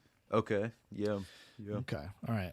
Her and old Richard Farnsworth there, the 1-2 punch of the sheriff and his wife. Yeah. Magical. Great chemistry. yeah. Wholesome, warm, everything you want out of Yep. a Richard Farnsworth performance. Much well-lended comedy, I would say, and I would think is very much attuned to Rob Reiner to some degree. 100%. Yeah. Like, you know, like when they're in the car Yeah. and they're driving down to see if, where the crash site might be, and she puts her hand on his leg, and he's like, "Now, woman, when you're in this car, you are a deputy, and I am your sheriff. We are You're not my husband and wife." Yeah. Yeah. Yeah. Yeah. That's that felt like I could feel Rob Reiner there, you know what I mean? Right, A little sitcom moment. I love when she's like on the phone with like one of the shopkeepers about like, oh, the benches are just like attracting too many people and they're sitting on them when they shouldn't be or whatever. And then she's like, oh, by the way, like I hear the phone's for you. Like it's about your affair that you're having with somebody. Yeah. Yeah. It's just like these cute little. She's a moments. firecracker, you know? Yeah. Right. Yeah. And I kind of like that she's like they're kind of almost partners. They're like detectives a Yes. little bit, you know, and they get Yeah. to have that kind of detective experience. It's a little, it is almost like a little old fashioned. You could almost imagine the sheriff like in a 1940s like detective noir, and she's like his secretary. Mm-hmm. You know what I mean? Like some Yeah. of the scenes, like when he has when he's looking for the Post-it note with the quote on it. When he approaches her, like she's sitting at his desk and there's just shit everywhere. And he's Mhm. like, "What did you do with it?" Yeah. Trelling says it made Return of the Jedi's climax a wet fart in the bad old days when Darth Vader didn't yell "No!" then throwing the Emperor down that shaft. Listen, it's true. We Yeah. needed that. We needed that extra sound. Same thing in Empire. I think then they add that Luke Skywalker going like "Wahoo!" or something. No, he's doing the Emperor's like scream, like yes. And I think they took that out though. They took it out in Yeah. subsequent ones. But yes, the original special edition had that. Right. And I remember being a kid in the theater being like, "Did I just hear that? Was that real?" right. Yeah. They're like a, what do you call it? Not Geronimo. The fucking, you know what? The yell, the meme yell. You know what I mean? Yeah. I don't. You know what it is? Yeah. Wilhelm scream. There you go. My There brain you go. got there. I caught back up. So we already gave it away. You know, Virginia, Frances Sternhagen is our secret MVP. Is yours too? Okay. Yeah. Oh yeah. How Sweet. could it not? How could it not be? I mean, honestly, who else are you gonna pick? I was gonna say like not to her level, but like it was just cool that Lauren Bacall as the Marcia the publicist. Yeah. Just a very traditional old school actress who's like lived through all of like Hollywood. I probably know her most from The Big Sleep, I think, with Humphrey Bogart. Yeah. In fact, she's actually acted across from him like multiple times. I think they were like star-crossed actor lovers for a short period. Can you believe that? Yeah.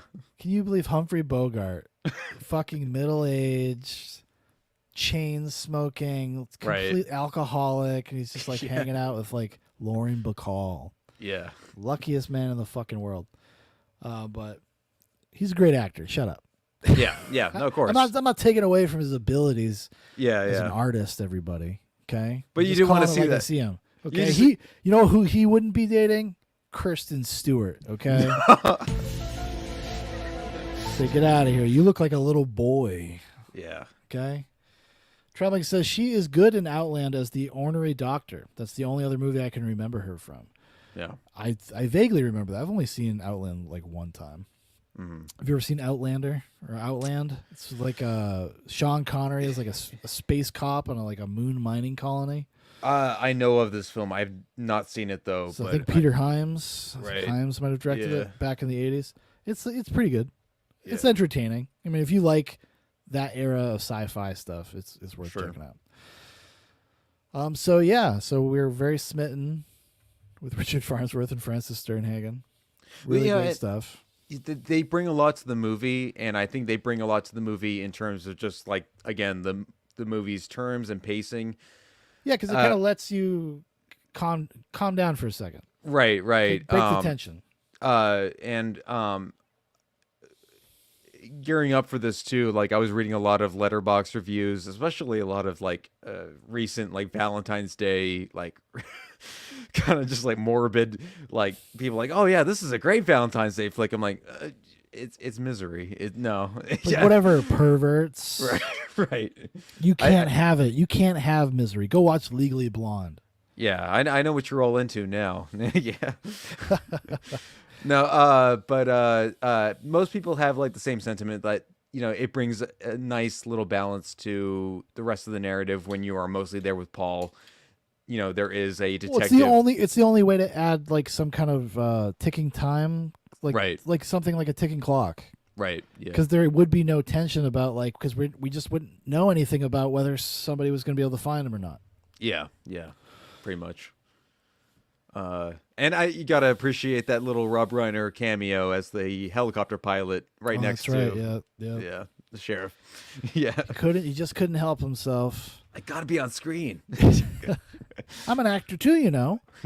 No, you know, Rob Reiner, it's pretty easy to kind of dunk on his direction because I think he's just the kind of guy he's like he hires the right people and kind of just corrals things. It seems like in a certain way. Like kind of just creates a comfortable environment on the set. I like he only gave James Caan one piece of direction and he would give it to him every day. Yep. Just to annoy James Caan. He would go up to him and be like, so in this scene, and then he would wait for James to lean in. He's like, you lay in the bed. Yeah. But he was very conciliatory to like everybody that worked on the movie. He didn't have any type of ego about it. Mm-hmm. He was just like, no, this is like truly a collaborative effort. Like, right. And everybody kind of played a very important role in the film's success. And Right. it was kind of just nice to hear that. Like he talked just very openly about the collaborative kind of nature of the movie. So it was cool. Sure. Because then he wasn't new to Stephen King adaptations. Actually, one of the reasons why he directed this is Stephen King kind of wanted him to, because he really enjoyed his Stand By Me. Yep. Also known as The Body. The Body. If you read the book. Yep. He liked that so much. He was like, "Well, I kind of want you to do it if I'm going to give it to you." Well, because he was kind of the first that broke the mold in that, like, he didn't want Stephen King to just be the horror guy. Like, oh yeah, this guy can write drama. Yeah, This guy yeah. can, do other, bits and pieces that do not fit that mold as much. I mean, because this is definitely very much like Misery is, like we had kind of said before, it's very much Stephen King. Yeah. Like the character of Paul Sheldon. I mean, obviously more in the novel, but at this point in his career, that's how he felt. Like he had been the horror guy for like a decade at that point. Right. And he kind of felt trapped by it. I think he still kind of feels trapped by it, honestly. Absolutely. I mean, more and more his books are less like kind of supernatural oriented. And actually, he's written a few fun like pulp novels that are kind of like to the side almost, that are just kind of more just crime stories. And then obviously he did the Mr. Mercedes. I don't know if you ever know anything about that. It's a pretty decent like little trilogy of books.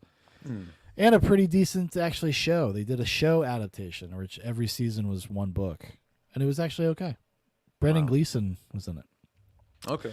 Yeah. I'll have to check that out. Yeah, it's definitely worth checking out. Yeah. Yeah. This brings me because I do bring up a point in what I wrote down here too. The whole where Rob Reiner's career kind of just took like a huge turn like in the mid 90s. Cause like you'll see a lot of those like posts or things like that. Like he had a pretty solid streak when he does like this is Spinal Tap up until I want to say like A Few Good Men. Maybe there's something else after that. I can't remember. Let me see. I'll find it. But then when it gets to that movie North, oh, it's like a total just like complete nosedive into just like not being able to really recover from that. And like it's not even one of these like case examples where it's like take like an M. Night Shyamalan example where like you can kind of slowly see the regression a little bit in quality in certain films. Sure. Like this one was just like a sharp like, whoa, what happened to you, dude? Like you like this is like not you anymore, you know? Yeah, North, I don't know if I've ever actually seen this. Sick of the neglect he receives from his mom and dad, a young boy leaves home and travels the world in search of new parents. Elijah Wood, Bruce Willis, Jason Alexander. Yes. Yeah. Yeah. It's only an hour and 27 minutes. Which I generally means that something happened. I watched that as a kid. My parents definitely rented that at one point for me and my sister to watch, and I remember not even liking it even at the age that it's intended for. Like I was like, this is stupid. Yeah, it sucks, dude. He's like, if you're gonna rent me an Elijah Wood movie, get me Flipper. Yeah. Okay, I'm a kid with taste. Okay. Flipper and The Good Son back to back. Yeah, give me Flipper, Yeah. give me The Good Son. Andre, get out of here. That girl looks weird. Right. Okay, get that seal away from me. Well, he did The American President, which I know people like. Ghosts of Mississippi, but yeah, he's no more like that are like top rated movies. Yeah. Except for he did The Bucket List. He did. Yeah. That Which is actually again has a one of positive those, rating. I've seen it one time. It's fine for what it is. It's just nothing like special. Like, that's the only like it doesn't have the grandiose of like anything that he was like directing and producing before then. You know, it's like it's one of those kind of like, all right, I'm an old dad now, so here's my bucket list movie. I guess so. Yeah, kind of. Yeah, he's like he's actually in pre-production. They have Spinal Tap 2, everybody. Damn. Look out. Can't wait to watch Spinal Tap 2. It's like honestly when this needs to be stopped. Like don't do this. I did watch he directed the documentary about Albert Brooks, Defending My Life, which was not a very good document. It's fine if you like Albert Brooks, but it's not very illuminating or really that interesting. It's like him and Albert Brooks, Rob Reiner and Albert Brooks had dinner together and they filmed it and then they cut a documentary around it. About like his life and stuff. Trelling says, I'm sorry. Oh, I was going to say, so it's basically My Dinner with Albert and not My Dinner with Andre. Exactly. Yeah, Exactly. yeah. Trelling says, not quite putting his actual self into a book like he did in the Dark Tower books. That's right. Then he comes out and warns you. He's like, listen, guys, you can stop right here. I'm about to make a lot of you very upset. Doesn't he literally say that? I think he literally like steps out. He's like, now listen here, reader. You don't have to keep reading. This is a pretty good place to stop. Right. Because that's when are you familiar with the Dark Tower series at all? Just the first one. I didn't read the other ones, and I didn't watch the movie actually with Idris Elba. The movie could have been okay because the movie's actually like a sequel, which gives you a hint to what the end of the series is. Okay. I'll just spoil it. You know what? It's like a 30-year-old series. Fuck you all. It ends up being a loop. He's stuck in a loop. He's made it to the tower like 50 times already. And the movie was actually a meta sequel to the books. But the movie was so bad, nobody cared. Nope. Nobody gave a shit. Have you seen them? Oh, you said you didn't see the movie. Yeah. You know what? Maybe we'll watch the movie one time just as a lark for fun to review. Because that shit is... Do like a live commentary or something? Actually, yeah, we could do a watch along of The Dark Tower. Sure. We'll go on D-Live. Right. Yeah. there you D-Live go. only. Yeah. Yeah. That got me thinking though too about Misery as well, and because the trend right now is that we're starting to not even like readapt. No, we're not even adapting like even like all the other stories, especially the short stories that Stephen King has written lately. It's just like let's readapt what has already been done before. Oh, it's already been done. Yeah, actually, you're right. And but they haven't touched Misery really, and Well, they did with that show. They did with the show, but that was like as close as they came. And I think the only reason is because really of Kathy Bates. I think there's like this weird like studio fear that like that performance I got you. to try and like top or like combat that a little bit with a different version. Also, like I don't know how you would tell the story in modern day 2025 or something like that. Apologies. Sorry. Oh my god, sorry. No, the only other adaptation there is of it is the Broadway play. As I was trying to bring up a clip. Yeah, with Bruce Willis. Bruce Willis and Laurie Metcalf. Right. Which, I'll just show you guys the pictures of it because I don't think there's any actual dialogue. So this is like a little preview. I would, honestly, if somebody had a taped version of this, I would watch it. Sure. I'll check it out.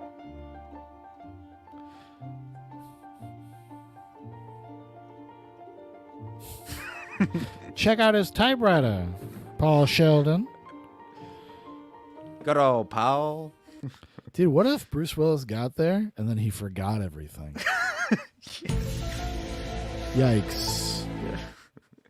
Hagbert says Tyler Perry is remaking it with Cat Williams and Monique. I heard. Oh God! Listen, I can neither confirm nor I've watched the shit out of that. Actually, that'd be amazing. Get Marlon Wayans on the phone and have him just do a spoof movie of Misery. Let's bring the guys back. Let's get the band back together.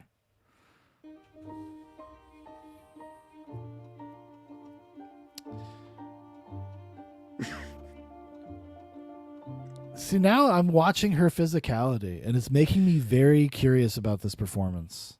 Yeah. This is the same actress that plays the Ghostface killer in Scream 2. Scream 2. Yeah. Yes, it is. Laurie Metcalf. Yeah. Yeah. She's also, isn't it, Roseanne's sister in the Yes. show Roseanne, both Right. and the Connors. Yeah. Yep. ABC's hit show The Connors.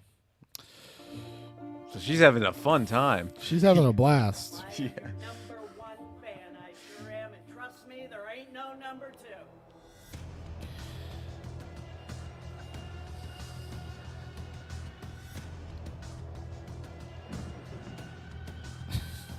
Yeah, it's so hard to watch Bruce Willis now. Oh, dude, it really makes me sad. Yeah. He could be a total piece of shit, too. I have no idea. For all we know, but like this is like the start of the deterioration of his. Yeah, it would have been mind. around here because I think this is 2015. Yeah. 8 years ago. Yeah, 2016. Trump says, in reference to the Tyler Perry, Cat Williams, Monique Misery, quote unquote, "Stop feeding me loose meat sandwiches, Aunt Jackie. God dang."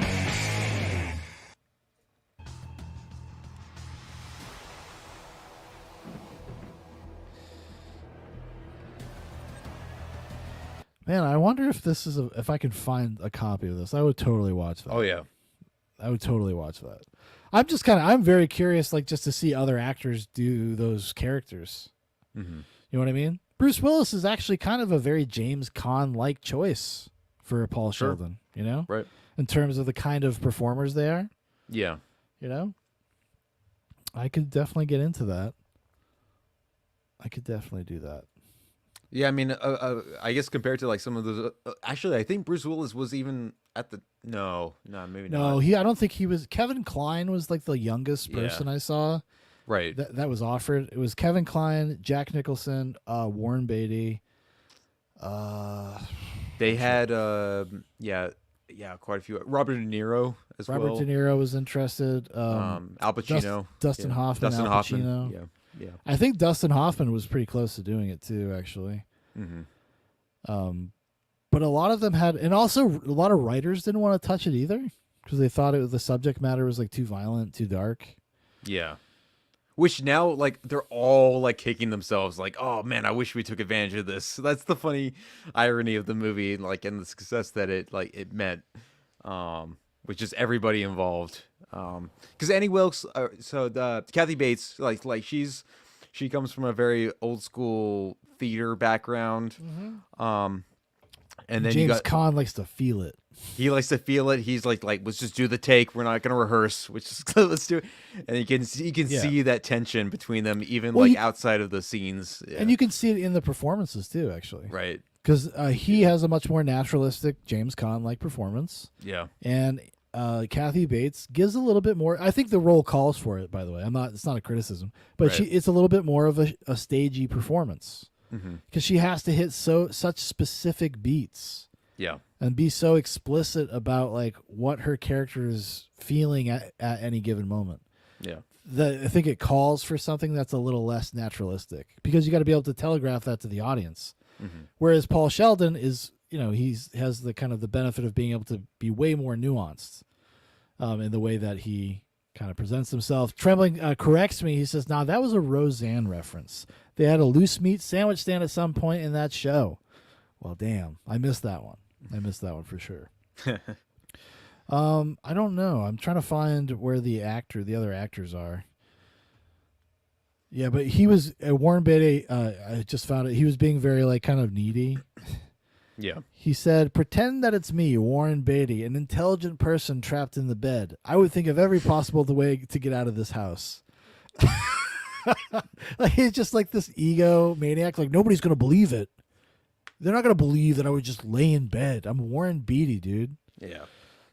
I'm Dick Tracy. God damn it. Dick Tracy stuck in bed? No. No. Oh, we didn't mention about Virginia, our secret MVP, is that character is not in the book at all. No. And which she's a good addition because she balances out the detective element of the story.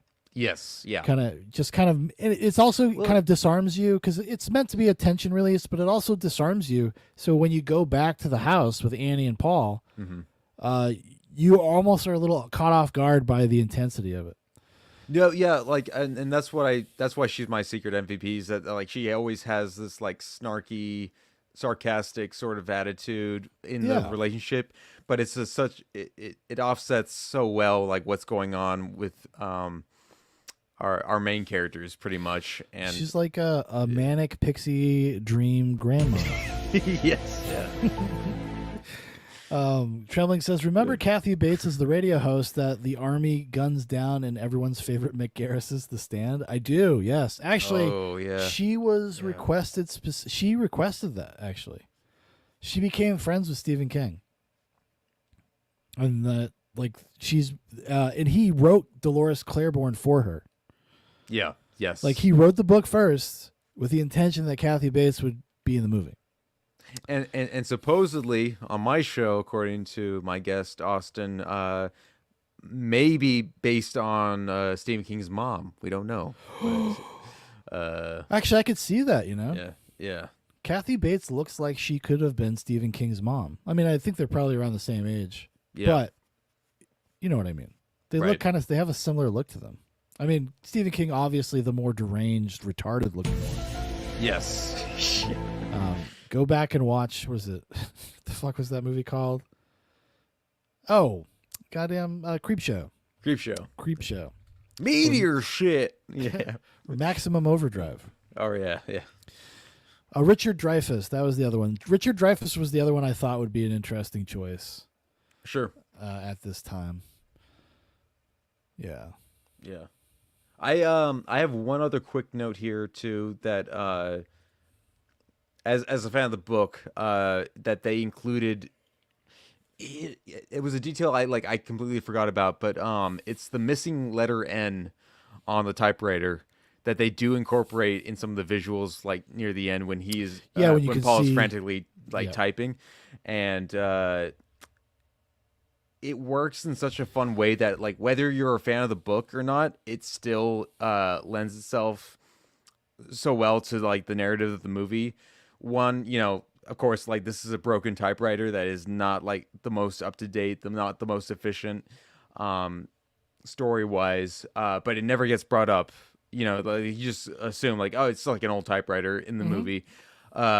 But also in the film's context as well, like you could also just envision like Paul is frantically writing, so he's gonna probably like have a few typos here and there, like not be able to spell everything correctly.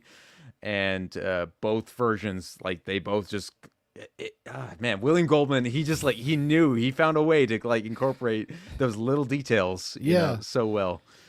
Actually, that's a great montage too. Yeah. The when he gets back into writing Misery. Like Yes, towards leading up to the final confrontation. Right. It's a really great sequence. The only other thing I have to really talk about is the score a little bit. Like it's kind of it feels a little like standard thriller score kind of, right? Yeah. But the one piece of music which is kind of like played as almost like the main theme of the movie is called Number One Fan. Mm-hmm. And we mentioned it a little bit. I just want to give it a little bit of an isolated listen, pay our respects to Mark Shaman. Don't hex me, buddy.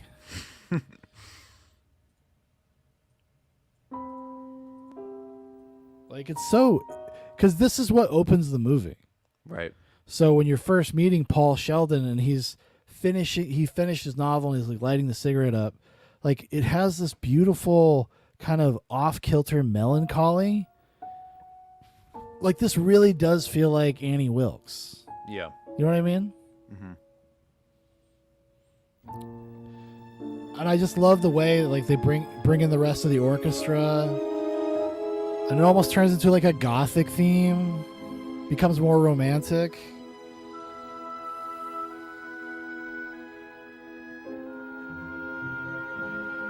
What do you think Kirsten Stewart would say about this? The Not music or the sweaty- movie? The music. She'd be like, "This is not sweaty enough. No. How am I supposed to work out to this?" Yeah, it's got to have some bow. Yeah. She needs lesbian techno music. Yeah. Is that what you're saying? Is that what you're trying to establish? Yeah. No, I the way I kind of envision the music though too here, yeah, shout out to Mark. It's almost like and there's like at least 3 or 4 moments in the movie where Annie Wilkes puts on the smile and then it turns into kind of like a frown or something that's like more disappointed or something.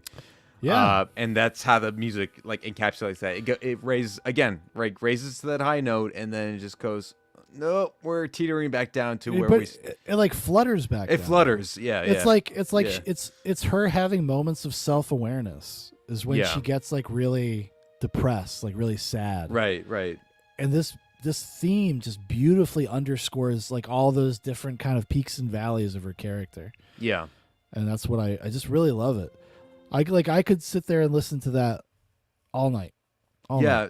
I and also like as we kind of like get to a close here, but like that brings me to my favorite quote is that actually it's the scene where she is at like her most down and she like shows up with the door open, like, here are your pills, everything like that. Says like, you know, I have this gun. Sometimes I think about using it. I might put bullets in it. Good night. You know, it's so funny, but so like sorrow and like you feel like a mixed. Because it just hits this like perfect, like uncomfortable note. Yeah. Because she's being despondent and weird and talking about loading a gun and like kind of just like in a fugue state. And that, you know, if you're tied to a bed, holy shit. And the way that James Caan has to kind of play along, like, why would I leave? I love being here. I love being here with you. You know, it does take James Caan a little bit too long, maybe, to realize that he should like try to woo her a little bit. Yeah, it does. Yeah. She has to literally throw him down the cellar stairs. But yeah. It was a great revisit. It's just a solid movie. It has the reputation it has, I think, for a good reason. Right. I mean, who doesn't like a little misery, right? Right. Yeah. We all could use a little bit of it in our lives. I mean, it's just a testament to how kind of memorable it is. It's like Kathy Bates' performance, the hobbling scene. I mean, is incredible. Mm-hmm. It's something like I will never forget that. I will never forget like how I feel when I watch it. Yeah. It's like just burned right into my brain. Yeah. I don't know. Do you have any like closing thoughts or anything like that? Anything you'd like to share with everyone? You know, I just to close, I would say from my notes here, bottle thrillers, as I wrote. And contained stories are Stephen King's strengths. When he gets too open world and high concept, the quality gets a bit muddled. I think this is like a solid version of like what you can expect from one of his books. He gets to spend more time. Think of the other like classic examples. Like The Shining. Gerald's Game. Gerald's Game. No. Yeah, like honestly, like spending more time with these characters, and then also in having the main character Paul Sheldon be a writer too, and what he was going through. Like, I much more appreciate a writer in his prime when he understands what he's writing about, what he relates to, what he's going through, rather than somebody who doesn't know what the fuck he's talking about, No, I agree. I mean, I think that's Yeah. kind of the curse of anyone that's successful, and that's kind of a little bit about what this movie is about. You become very out of touch. Right. And you're suddenly the thing that made you appealing to people is no longer applicable. You see this a lot with comedians. When comedians get very popular, they get very out of touch, and they're just not as funny anymore because they can't relate to you, and you can't relate to them. Mhm.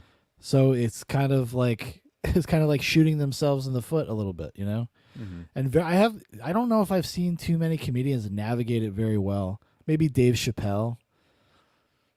Like in terms of he's been able to navigate still being somewhat relatable in his routines, like in his bits. But I don't know. But it doesn't really happen very often. And it doesn't, and the same thing I think goes for writers or anybody that's creative, You start off, you're young, you're hungry, you have things to say. Because nobody's ever heard you before. Right. So you have all this shit to get out of your system. Like, what do you do once you get out of your system? Mhm. Do you just keep doing it because that's what you do now? Such is the dilemma, Yeah. Trelling says, in a modern telling of this, they'd put a creepy sex scene in it. Dead-eyed Paul trying to pretend he's enjoying it. And I could see that, yeah. Especially if they got Lizzie Kaplan playing her. That lady loves to have sex on camera. Right. That was one other final point I was gonna make. Like, if they were to ever remake this, they would totally switch the narrative in the favor, not necessarily in the favor, but they would definitely make it the Annie Wilkes character much more sympathetic than ever before. I'm actually curious now that we've done this to check out Castle Rock. Right. Because if they were going to do that, they would do that in that show. Yeah. And it's also her origin story. So.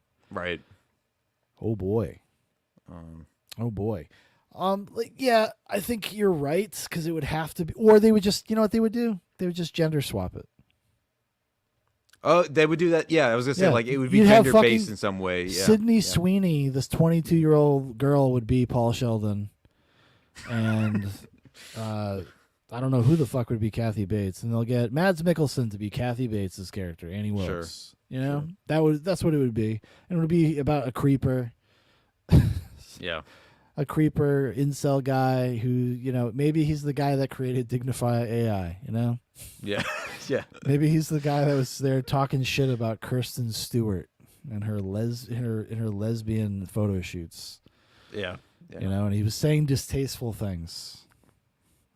That's what you do. I mean, because you would have to incorporate, unless you did a period piece, you have to find a way to incorporate social media. Right. Well, they did kind of make. It's not quite Misery, but it's more of single white female, stalker stuff. Was Ingrid Goes West? Did you see that? Yes. With Aubrey Plaza. Yep. It's not quite Annie Wilkes territory, but it's in the ballpark. It's over there somewhere. That kind of idea of how to utilize social media for your fandom and stuff, because they would have to be part of it. Mm-hmm. But then if it was part of it, it would make it so on the nose, because she would have to be the president of the Paul Sheldon Book Club or something. Sure. She runs the forum. She's on Kiwi Farms. Mm-hmm. This woman's a maniac. Or Mads Mikkelsen. It's you're trying to wonder about the scenario where Annie Wilkes actually was on some sort of fan fiction Paul Sheldon forum, or if she didn't even know what DeviantArt was. I think that would have alleviated so much of the pain and misery that she was feeling herself, if she actually knew how to channel this stuff into her own life. Trembling says she sympathetically kills babies in the nursery. Yeah, Yep. I think aren't babies just parasites anyways? Right, Quote unquote, yeah, says yeah. Trembling. Or it would be because that they were born to poor mothers that couldn't take care of them or drug addicts, and she did this out of mercy. Yeah. They would do something like that. Because you can't make her villain. You can't make her a villain. No. So it has to be, what's the sympathetic route? What would people get behind in current year? Well, maybe if you said that they were going to have a bad life. Like, who wants to feel pain? Ever. Whoever wants to experience discomfort ever. Well, better kill those babies, okay? Yeah. Kill them fast, Annie. She's really, honestly, thank you, Trembling. You've really turned me around. Annie Wilkes is actually the secret hero of this film. Baby killer. She wanted, she did Paul Sheldon a favor, Jeremy. He was turning into a hack. She brought out his best work out of him, Right. Yeah. You're welcome. Trembling says anti-natalist Annie Wilkes, a.k.a. Diane. Oh, no. Dude. It all connects. I could see Diane in an Annie Wilkes-like role. Has anybody checked on her husband? The podiatrist or whatever he is? Yeah. Listen, people got to go check on him, make sure he's not in some sort of Paul Sheldon situation. Except instead of a pot-bellied pig, it's just like hordes of dogs running around shitting on the floor. Yeah, I could see that though. I could see that. You'd have to get Diane, and then you'd have to get in Mendham, aka Scary Gary, would have to be Paul Sheldon. Yeah, that's what it would have to be. It's been cast. These classic YouTubers. They Yeah, know these their classic stuff. people that everybody knows. Yeah. Anti-natalist, in Mendham. Yeah. Shall I go on? Perpetual pleasurist. Yeah. Emmy Joy. DBDR, Emmy Joy. I mean, we got a long list of kooks. I found the new guy, graffiti and street art. Yeah. He's pretty he's pretty wacky, that guy. Yeah. But yeah, it's a great movie. Solid. It's very good. Yeah. I wish I had more bad things to say. I guess. It's the way that the sheriff figures out that it's Annie is stupid. Yeah. Yeah. That's really it. She literally just walks into a store that he's happens to be outside, and she sees him or he sees her yelling at somebody. Yeah. Yeah. What do you get out of the cocky-doody way or something like that? Yeah. You stupid poopy or whatever. Yeah. And then he goes down to the library and checks the scrapbooks. So I actually wrote in my notes in all caps, scrapbook action. That's a good point you bring up. We need to bring back scrapbook maxing in movies in general. Yeah, exactly. We got to bring back the scrapbook. Yeah. I want to see more mystery stories solved through uses of scrapbooks. Yeah. This is a very fine tradition we had in American cinema. When there was a crazy person, they would keep scrapbooks, okay? They would write diaries. Have you ever seen the film Seven? Okay, that guy had a lot of scrapbooks. That's how they figured it out. Trembling says, Emmy Joy's mile-wide smile over you as you're tied down on a bed. Oh, that's what I call heaven. I'll be your twin flame, and she just sets me on fire. Yeah. And then she brings in her boyfriend, and they sing some sort of weird Hawaiian song at me. Oh yeah. When they're feeling the crystals or whatever it is they're doing. Here, have some vegan soup. Dude, we got to catch up. So much better. We got to catch up with our twin flames at some point in the near future. Yeah. But yeah, thanks for joining us, everybody. We had a really good time. I hope you guys had a good time. Again, I just want to remind everybody, next episode, Ninja Turtles movies. Yep. Sure to be a crowd pleaser. Prophet's going to join us for that. Maybe he has some surprises in store. I hear he's something of a Ninja Turtles expert. Oh, one thing I do want to point out, just real quick, just between us girls. The cover, I have the Shout or the Scream Factory Misery. What the fuck is this? Who the fuck did they pay money? I would have refused payment if I commissioned an artist and this is what they gave me. I would have refused payment. Sometimes, man, I wonder, because look at the original one. Look how classy that is. Yes, it's a classy goddamn poster. It's there's so much more mystery and allure to just showing the cottage in the snow in a desolate little wasteland. This is like fan art. Right. Some asshole on Twitter is like making stuff like this. Now they're making an AI. That's some Arrow video shit. I don't know Actually, what this, these people are doing. This looks like an AI picture. Yeah. Like if somebody told me like they put in a bunch of prompts for like this style of art, Misery. This is what it would shit out. Ridiculous. I can't wait to watch these Ninja Turtles movies, Jeremy. Yeah, I can't wait either. yeah. You've committed. It's happening. It's happening now. Trembling says, Dan is going to make you guys watch him play out the movie with his figures, I hope. Oh, I'm sure we're at least going to get the rooftop fight. He's going to have to do the rooftop fight with his action figures live. It's going to make for a fun date in the future. Yeah, she asks, like, oh, yeah, Jeremy, what do you do for fun? Well, I talk about the Ninja Turtles trilogy on a podcast. Yeah, dude. Called Give Ghost the of people Movies. what they want. Don't be stingy, Jeremy. Don't be stingy. You come here, you're talking about some movie that's playing in one theater. Come on, man. You got to give the people what they want. They want the turtles. They want the turtle. What do you like? You like movies or something, dude? No, dude. Okay. What the hell's wrong with you? Yeah. But yeah, no, I'm looking forward. That's going to be a really fun one. And I'm not sure what we're going to get up to in the future, but also if anybody has any suggestions for stuff you'd like us to check out in the future, maybe to review, we're always open. You can either email me at the ZuboxPodcast@gmail.com, or you can hit us up on Twitter. I'm at Sean Zubox. Jeremy is at Jeremobi. And yeah, hit us up there. Also, if you have any critiques, constructive criticism is always welcome. We are still in the midst of trying to figure out what we're doing and how to do the show as best as we can. But thanks for hanging in there, everybody, and we'll see you in 2 weeks. You guys will see me on Monday. Thanks, everybody. Yeah. All right. Have a good night. Adios. I'm not even going to play a song. I'm just leaving. Goodbye.